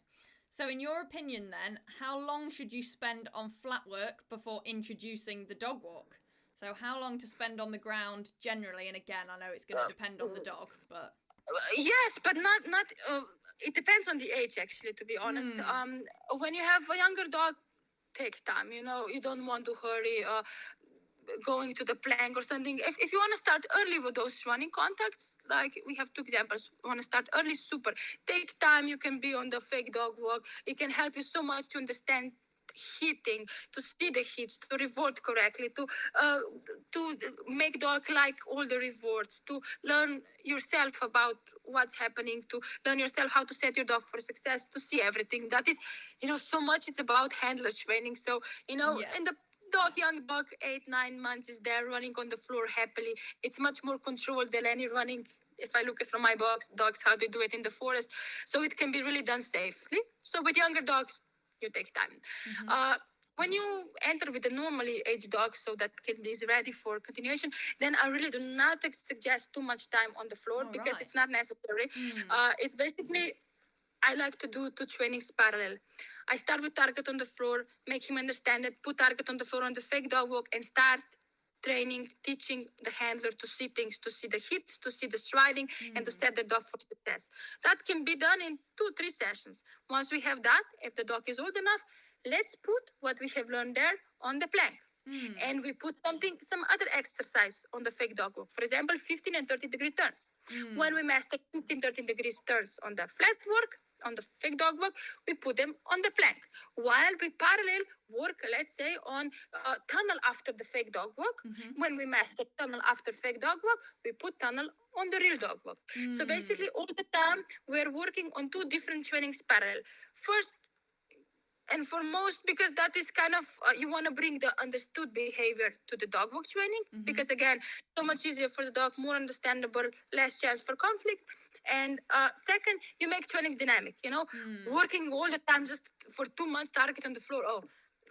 Even to me, it would be already boring, because, you can do, it's a different thing when we're with a young dog, and we can just, with fake dog walk, we can do so many things already. A bit of the angled exits, a bit of maybe the tunnel, maybe some speedy approaches. We're all the time also with target on the floor, we're making things dynamic, we're adding different things, we're generalizing behavior to perfection.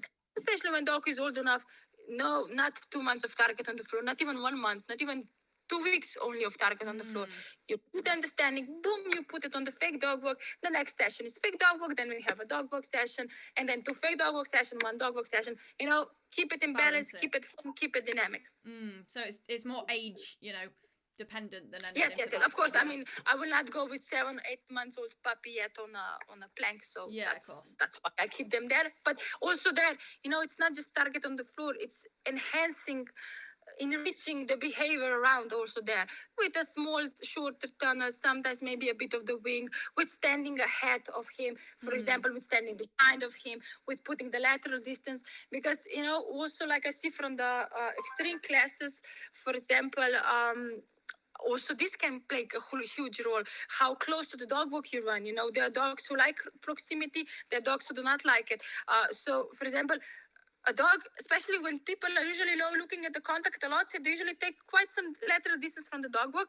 And then when they sometimes have to run close to the dog walk because of some obstacle there, the dog is like, what's happening? I don't like that. And it's like, and then she goes, he jumps sometimes. So again, so many things you can do. Just don't get drawn into boredness or repeating just doing one thing all over the time without changing it. Be brave with changing things also, but if you see it's not working, then take a step back, explain to the dog, set him for success, and then go from there on. Yeah, cool. So in your opinion then, going back to rewards, should you switch up the type of reward you use during training? So, purposely switching it up, even if your dog clearly prefers one or the other? I will still add, despite everything we talked before, the reward should be rewarding for the dog. And this is something that I always, especially when you come from speed and motivation training, the reward is defined, what he loves the most is defined by the dog. That is the first thing. So, no matter how much I know the carrots are good for me, I like cake better. So, for me, so to one degree, the final reward, it should be still, when you really want to reward the dog, when you want to give him the best reward, it should be what the dog loves the most. Yes. That is also, for example, that is also important to know when you're raising the value of some behavior or of some situation. Like, if you know that running to the tunnel is, or is difficult for the dog, then when he finally masters it, because some dogs, they can get, tunnel, they go, the head explodes because of the excitement. And then once you master it, then you can also use the best reward. So like, food or what they like the most, so to tell them, okay, this was really good. But during the training, you try to navigate between what is the reward that would be the easiest to set dog for success. For example, if you take this example from the tunnel, if I would use at beginning all the time just the best toy that makes my dog go crazy for the tunnel, I would get overhyped dog with the tunnel that's already bringing also so much excitement, and it would be a question if I would be able to make him in those first stages successful, because he would be so aroused. So in that situation, I want him that he's used to taking the reward. He still knows that reward, when I'm happy, he's happy. When we give him the reward, that's just kind of the rewarding. It's a combination of me being happy of the food which I gave. So that's why you can manipulate a lot. So if we talk about the question, do I want for my dog to be able to take all the rewards? Yes, I train them that, so I have this option. But does that also mean that I will always use those rewards? No. And it also means that when I really think that I can reward dog with the best reward without interfering with him going over excitement, that is also what I will do, because dog is entitled to pick the reward, to have the reward he wants the most. And so this is like kind of a bit wider topic. But in general, I think we answered with what I think would be good. I teach dogs to take all the rewards, but I also know very well which is the reward that goes them like this. And especially maybe if the dog loves food so much, I really don't see so much necessity to insist, you will work for toy now. No, the playing should be rewarding. If it's not, if the dog doesn't like it, then don't insist so much on bringing it there, because the food itself is already adding the thing, and the obstacles itself can add the excitement. So still feel what your individual dog likes the most, works the most, and then try to incorporate it in a way that you still set him for success based on how much arousal and thinking you want. Also, maybe in this part I would add, sometimes people say, yeah, my dog doesn't want to bring the toy after so fast, it's okay. The reward itself should be rewarding. For example, I had a dog whose biggest reward was catch the ball, go into a space somewhere next to me, and then just squeeze it like this for half a minute. That's okay. He can do that. That's his way of rewarding. It was not his way of rewarding to come to me, like usually Malinois comes and just looking at me, okay, tug with me. Yeah. No, his way of enjoying the reward was squeaking that ball for half a minute there. And I should give him that because that is what he in general wants. Malinois, well, they just want to tug, Yes, So yes, I will give them that. My other dog, it's not a tugger, he's a chaser. So I try to incorporate safe chasing. So usually me holding the toy, him running and catching it safely and then running ahead.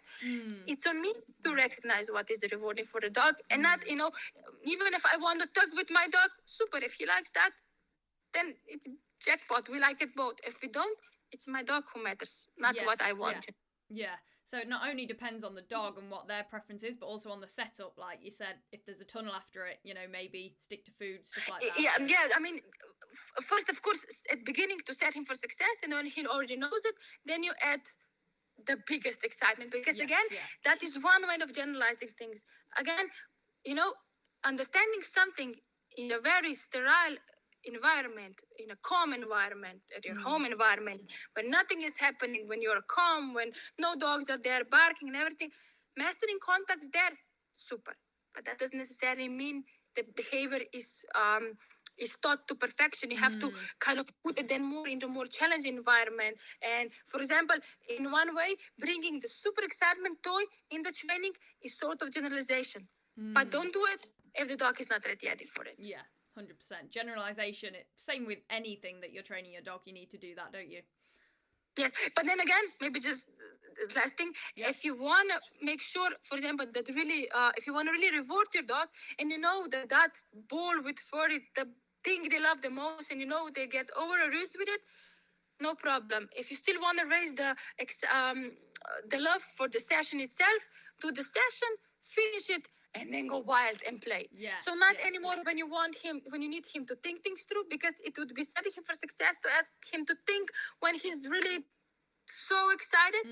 Making it harder. But then end the session and then go crazy and you play and everything. You see, you can it's all about the management, how you manage things, all the arousement, all the situations, all the behaviors, all the rewards that you have around you in a way to serve the dog. Yeah. Not you.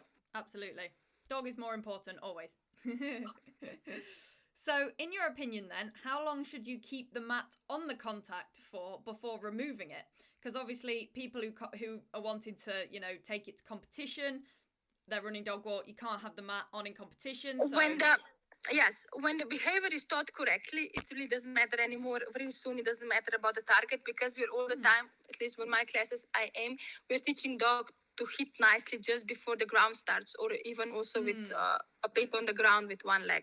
So for them, the target really soon becomes much less important. It's about what's happening at the end. I build the understanding for that jackpot behavior at the end, for the building the muscle memory at the end to perfection. So basically everything is happening there. So target, at one point, it might even, when dogs start experimenting with striding, it can even become a bit of a difficulty. But this is don't want to get too much into this topic, because again, it's a huge one. So but you can start, it's limiting the dog into how to adjust and thinking what his area for the hitting, how it is, and he maybe gets too focused on the target. So that's why sometimes, before, when you're talking about different methods of training, I use the target, but again, what kind of target use? It can be so different. So for some dogs, I will use extra long target, or or 90 centimeters, a bit on the floor, if they are afraid of the, let's say, if they are afraid of the edge a bit, and you want them to be more relaxed with motion. So also, it's all about adjusting, and also here we target on the dog walk. Again, it's all about adjusting, seeing what's happening with the situation, and then removing it. But like I said before, very soon, once you present the behavior to the dog correctly, really soon the target becomes much less important than you think, and it's all about the and the behavior at the end of the dog walk. So the plank and the ground, that is where everything is happening, and the dog doesn't need the target to know that very shortly after the. Yeah, and it's not like once you take it off, you can never put it back on. Do you get what I mean? Like, you can just add it back on if No, you need no, to, it's not. But you have to be careful. If the target has been down for long, dog might start avoiding it when you put it back on true. after a while. So it's again one of the things determine what's happening. Dog might be avoiding the target, and when the dog is hitting just barely, that doesn't mean he's hitting. He doesn't have respect in that way for the target. So again, that's also not okay hitting. So thinking okay, he knows what he's doing. No, but. Yes, this is like just if putting target away, be careful that when you put it down, if the dog still knows what it is, and be careful with every, like with also when you start in training, warm up the dog with top spot training with 2-3 nice hits, so he's really comfortable with hitting nicely, and then go from there. And I know a few people actually who always train with the target on, but then in competition obviously it's not on, and the dog's perfectly fine. Like they see it the most with the target on, so when the little times they don't see it with the target on, it's almost like they don't notice. Yeah, like because it's like I said, it's when taught correctly, or at least how I like to teach it, it's all about the end behavior where the ground meets the ground. So we're all putting the attention there. So when it's done correctly, it's really not about the target, because we're all the time, I'm from beginning setting dogs so much for success with these perfect hits that is the muscle memory they have to run to the end and touch there. So the target itself, it doesn't mean it was there at beginning to help, mostly also to handlers, to help see what's happening, to know what to reward more. But for the dog, I can start very soon working also without the target. It will not change much, because again, it's a lot about top spot training, setting dog for success, building the muscle memory of a perfect hit, which is there with or without target. It doesn't matter. Yeah. It's all hitting just before the ground starts, or a bit on the ground. Definitely. So more. So the ground is more of the target later. The ground itself, so hitting there, than the actual target itself. Yeah. But again, that makes sense. More of a personal question then. So, what is the biggest challenge you faced during running dog walk training, and how did you overcome it? Okay, so thinking a bit about that, I would say that I can expose a bit my little spaniel, because she's one of those dogs that is very sensitive. Also about the edge. So basically with her, it still is also a lot about the sensitizing her. So she starts feeling more and more sure to hit there, because she's the dog who will really clearly, in any new situation or where something is done, sometimes just turning the dog walk in another direction, those are all the things that she feels, that she embraces, that she recognizes. So she needs a lot of really step by step, a lot of positive generalization from all, micromanaging in a way to make her happy, because I have to be really careful how many mistakes, like for example, I can do with her, so she doesn't shut down in that way. So my first goal is always to keep her super happy. So she needs really step by step guidance to keep those nice hits, while gradually changing things around her and generalizing behavior. And she doesn't like the edge really, and that's really a common thing with smaller dogs, because those are the dogs that feel the edge the most, notice the edge the most. So with her, it's and she's a small dog, so basically keeping her in the ideal striding, let's say on the one stride flying over the apex and the second one on the contact, it's also she needs to stretch herself. And as soon as she doesn't feel so confident, she doesn't want to stretch so much, because and then it's a bit it's a bit like, not a challenge, because she's doing super in general, like but she kept me on my toes regarding the combination of the size of the character and this feeling about the edge, where I had to kind of brainstorm a bit how to keep everything in a package that it will still work for her, and we are not getting high hit. She's also, for example, the dog with her, which I will be always happier with a bit higher hits than what am I normally with other dogs. still not too high, because sometimes people think, oh yes, let me just start with rewarding high hits, they will get lower. That doesn't happen many times, No, it usually especially goes when the other way, doesn't it? so yes, Yeah. I'm asking for perfection, in a way, for a good hit from beginning, but in a way that we can really set the dog to get that, because with that he's learning. On the other hand, it's with dog work, it's all about the end behavior. That's why I start solving things with striders or with striding later, because usually dog, when he knows the end behavior, he will understand it, and he will many times just give him some time, and he will figure striding out. If he doesn't have a problem, we can still help. But when he understands the end behavior, that's super. When he doesn't understand the end behavior, or when he doesn't want to hit nicely for some reasons before, then no matter how much you try on the whole dog work, if the end behavior it's not working, then you will really have hard times to set dog for success with whatever you did before, because in that last stride or last to stride, dog will still try to figure something out how to not do it, or if he simply doesn't know what to do, he cannot do it. Or he can be super when we're limiting him.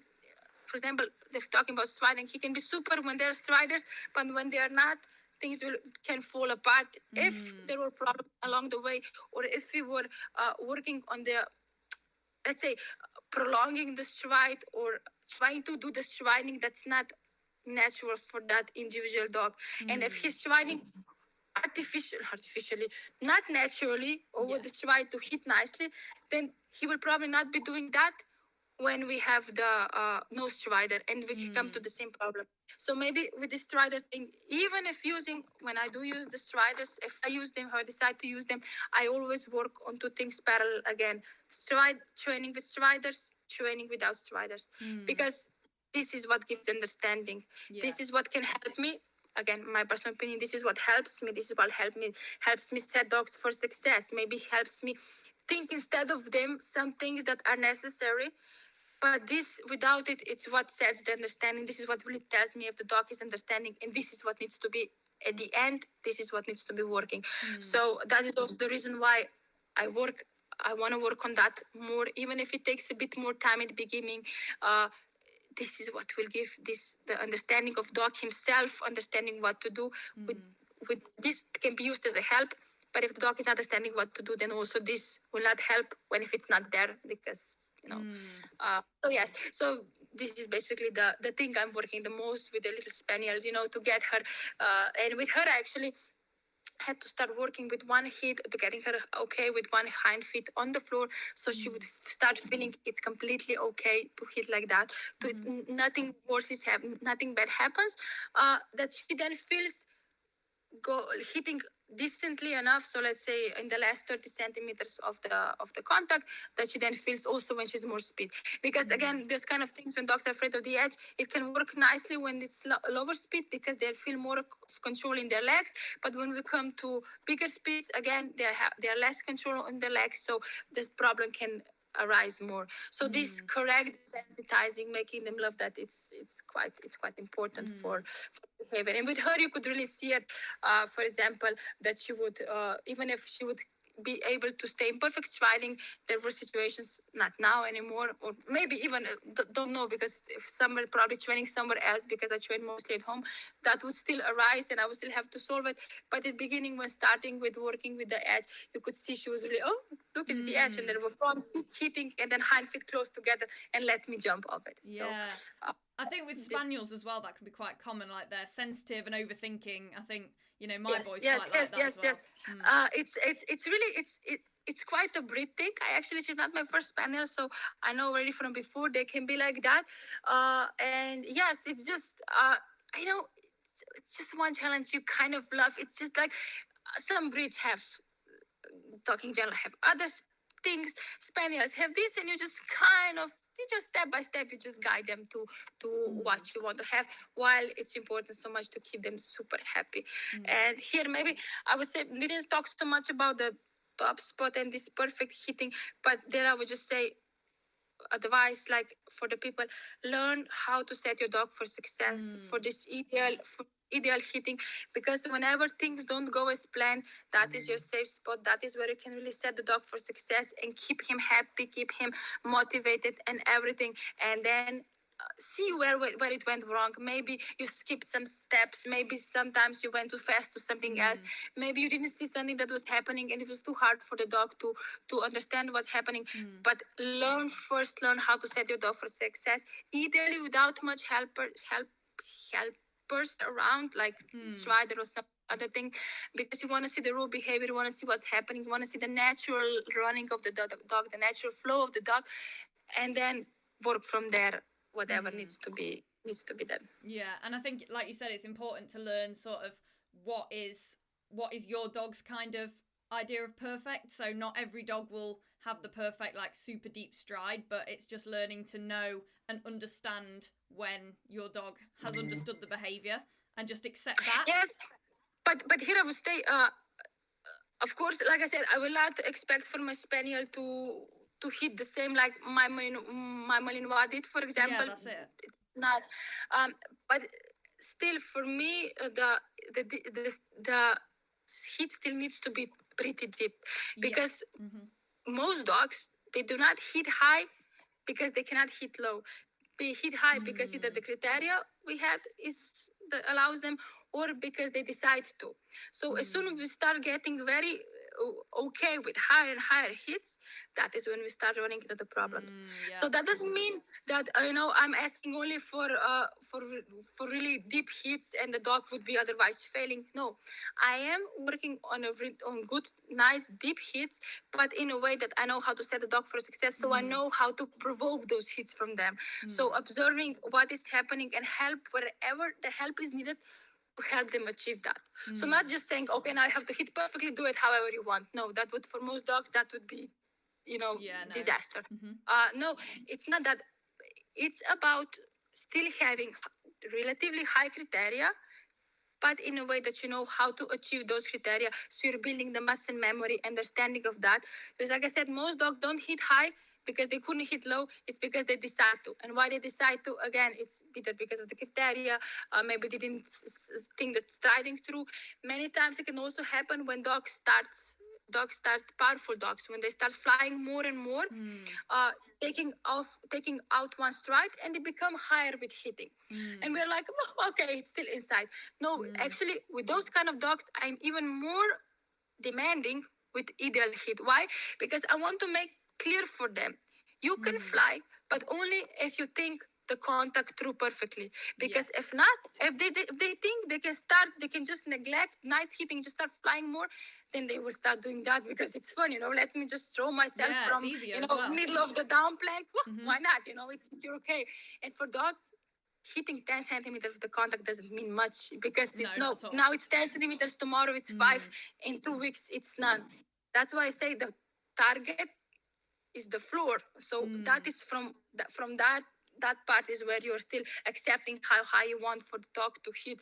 So and if I want to continue with that, yes, especially with dogs that have the intention to fly and solve the things with flying, I'm even more careful that they know, okay, you can fly, but if you think things through, because I want you to keep the brain, I want you to keep the thinking. If you cannot hit perfectly with one stride less, well, then either think of it differently, because normally they can. We have dogs, also have dogs who can hit ideally with 2 strides. Of course, when I see 2 strides, I immediately close them up, because I'm not a fan of 2 strides at all. But if they want to, they can make adjustments, several adjustments, how to hit nicely. But when they're excited, they usually put thinking aside, let me just run. And this is that's something that I do not want. So I am very careful that with flyers, yes, you can fly, and I will be also okay with 3 stride dog walk if you can hit perfectly. If not, think about it differently. And also one thing that I should add also here regarding striding, dogs can adjust when they are taught correctly, when the end behavior is clear for them, they will adjust to hit nicely. And that adjustment doesn't mean just the length of the stride. It could mean change of the gallop leg. So how they're running. They can prolong the step. They can just do half of the stride. They can do these adjustments on the middle plank when they start changing the gallop leg, either to prolong themselves without the full stride. It's not, that is why I like to see and let the dog first think things through to also see how he's thinking, what he's doing. Because, like I said, nice hitting doesn't. Well, my dog was too short with first rights. Yes, okay. Let's see if we can first help with that.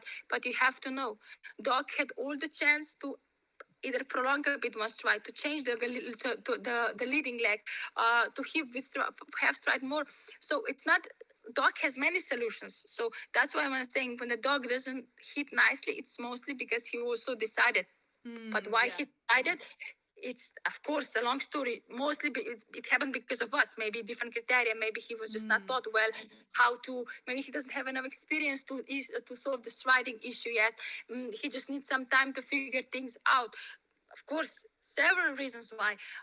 Just that you know that mostly hitting high doesn't happen because dog couldn't hit lower. It's because of some things, either because on that exact try or some other things in the past led him to do this kind of hitting. No, definitely. There's always a reason. Just gotta find it. Sure. So the last question then, in your opinion, do you need daily access to a dog walk to achieve consistent running contacts? And this is a big one because a lot of people do not have either the space or, an actual dog walk. The answer is no. No. Like 10 times no, please. Actually, please no. Also in the class and everything, I'm so I think I am so strict because yes, I keep sometimes repeating myself a bit like a parrot if needed. Please do not train too much. Do not train, especially every day.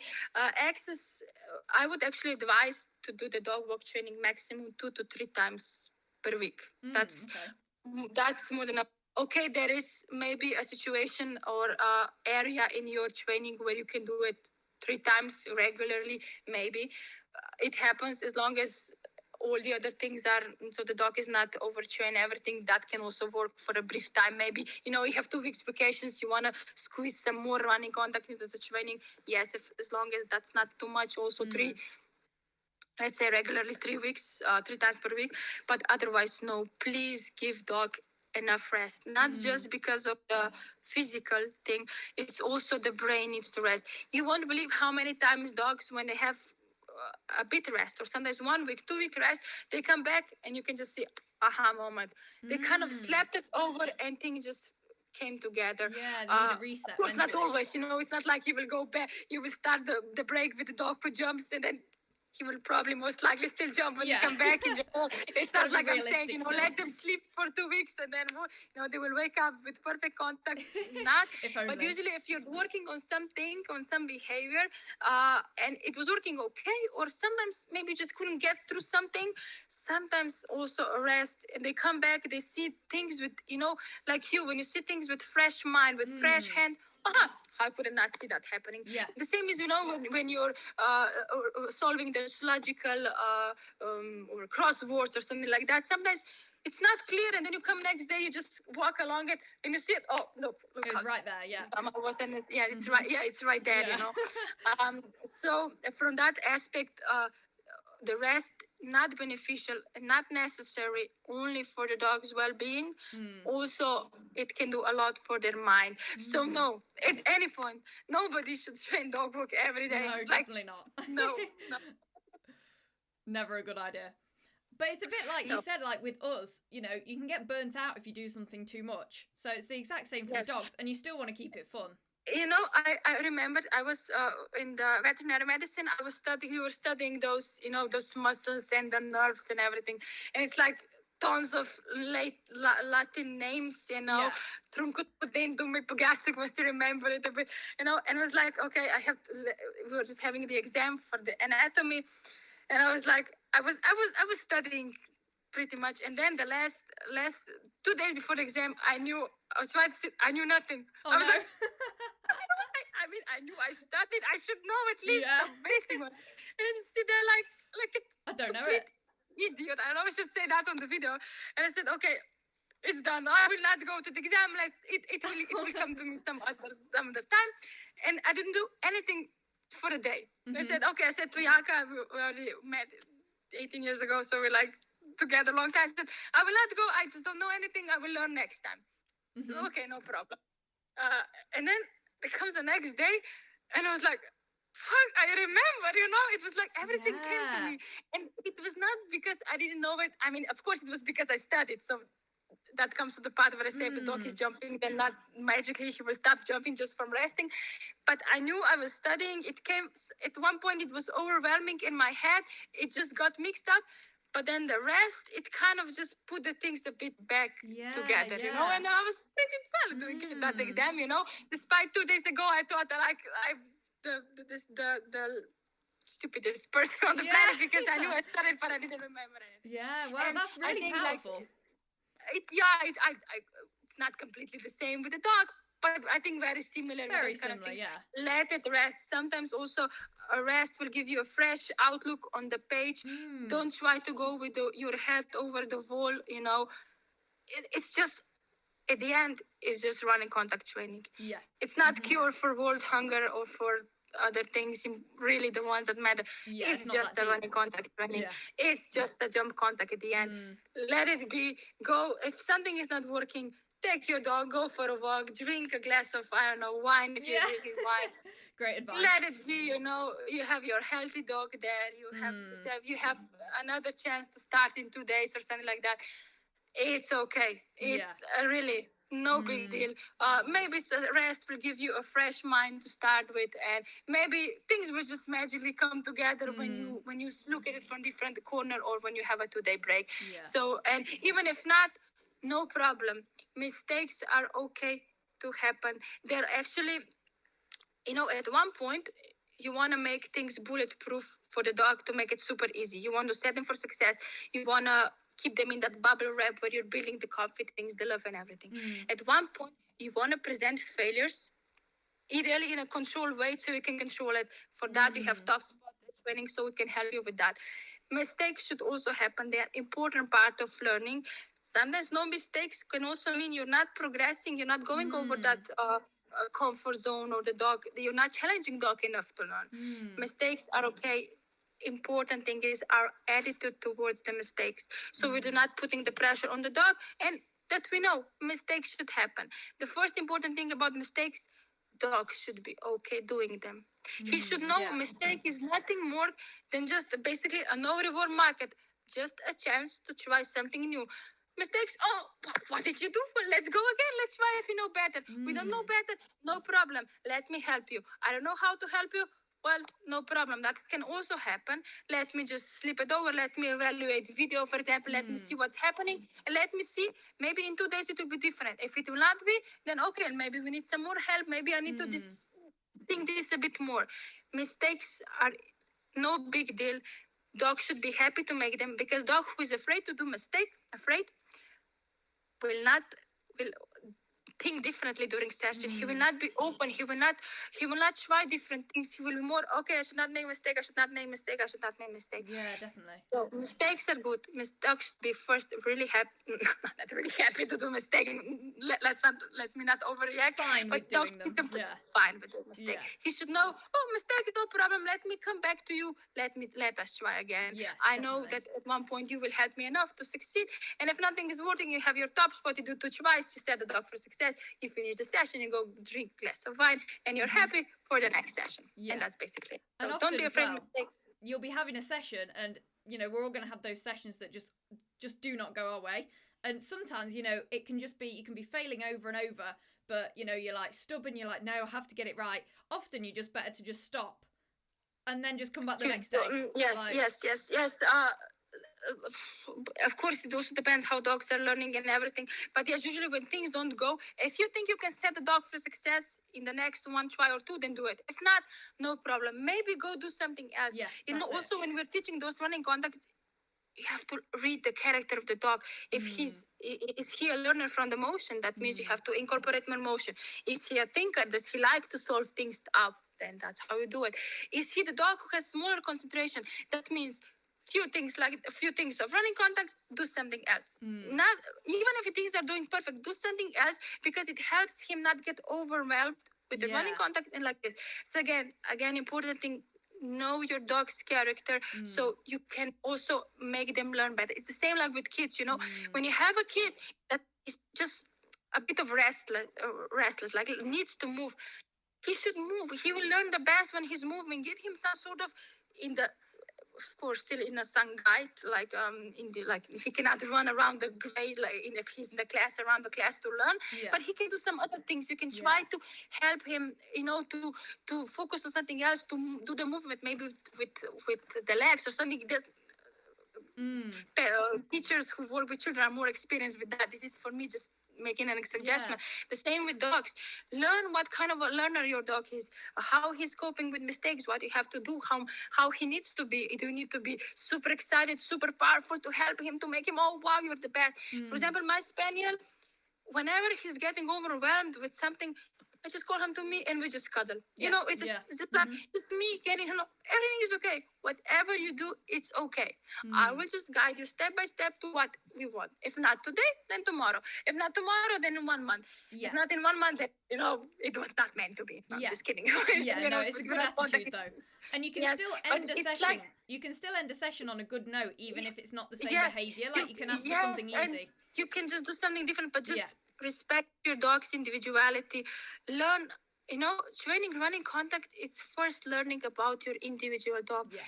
Get him to know, it starts before running contact. Get to know your dog, how he learns, what he likes, what he needs from you and what he doesn't need from you. Get to know his personality. That's what I'm saying. Running contact, it should not be a sprint. I just want to get running dog walk from today. In 2 months, I want a dog running. Some people can do it, yes, but those are usually the people who don't care about it. They care about their dog. They care about having fun with their dog. They're not caught in the environment or in the expectations. They are there. They're enjoying with the dog, and when they do that, they also learn to read the energy. They learn to read their dog. They know their dog. Because when they know their dog, then it's so much about how you set him for success.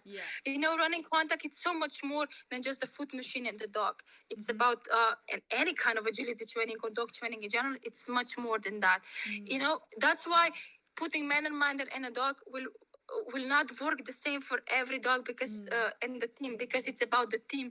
It's about two individuals working together, and it's about the handler setting their dog for success with so many micro things around it. Yes, man and mind is there, target is there, but also the relationship needs to be there. You understanding the dog, you seeing the little things that somebody else would not see, or would be completely different for some other dog. That is why it's not a sprint. It's, we're doing this usually because we like to train with our dogs. For me, that's like the best. The best. I love spending time. And what I love also is coming back from a good session, even if it wasn't a perfect one. It could be just a breakthrough. Coming back and I sit on the couch, they lay next to me. Usually the spaniel wants to be on my head. And then you can sit and do this.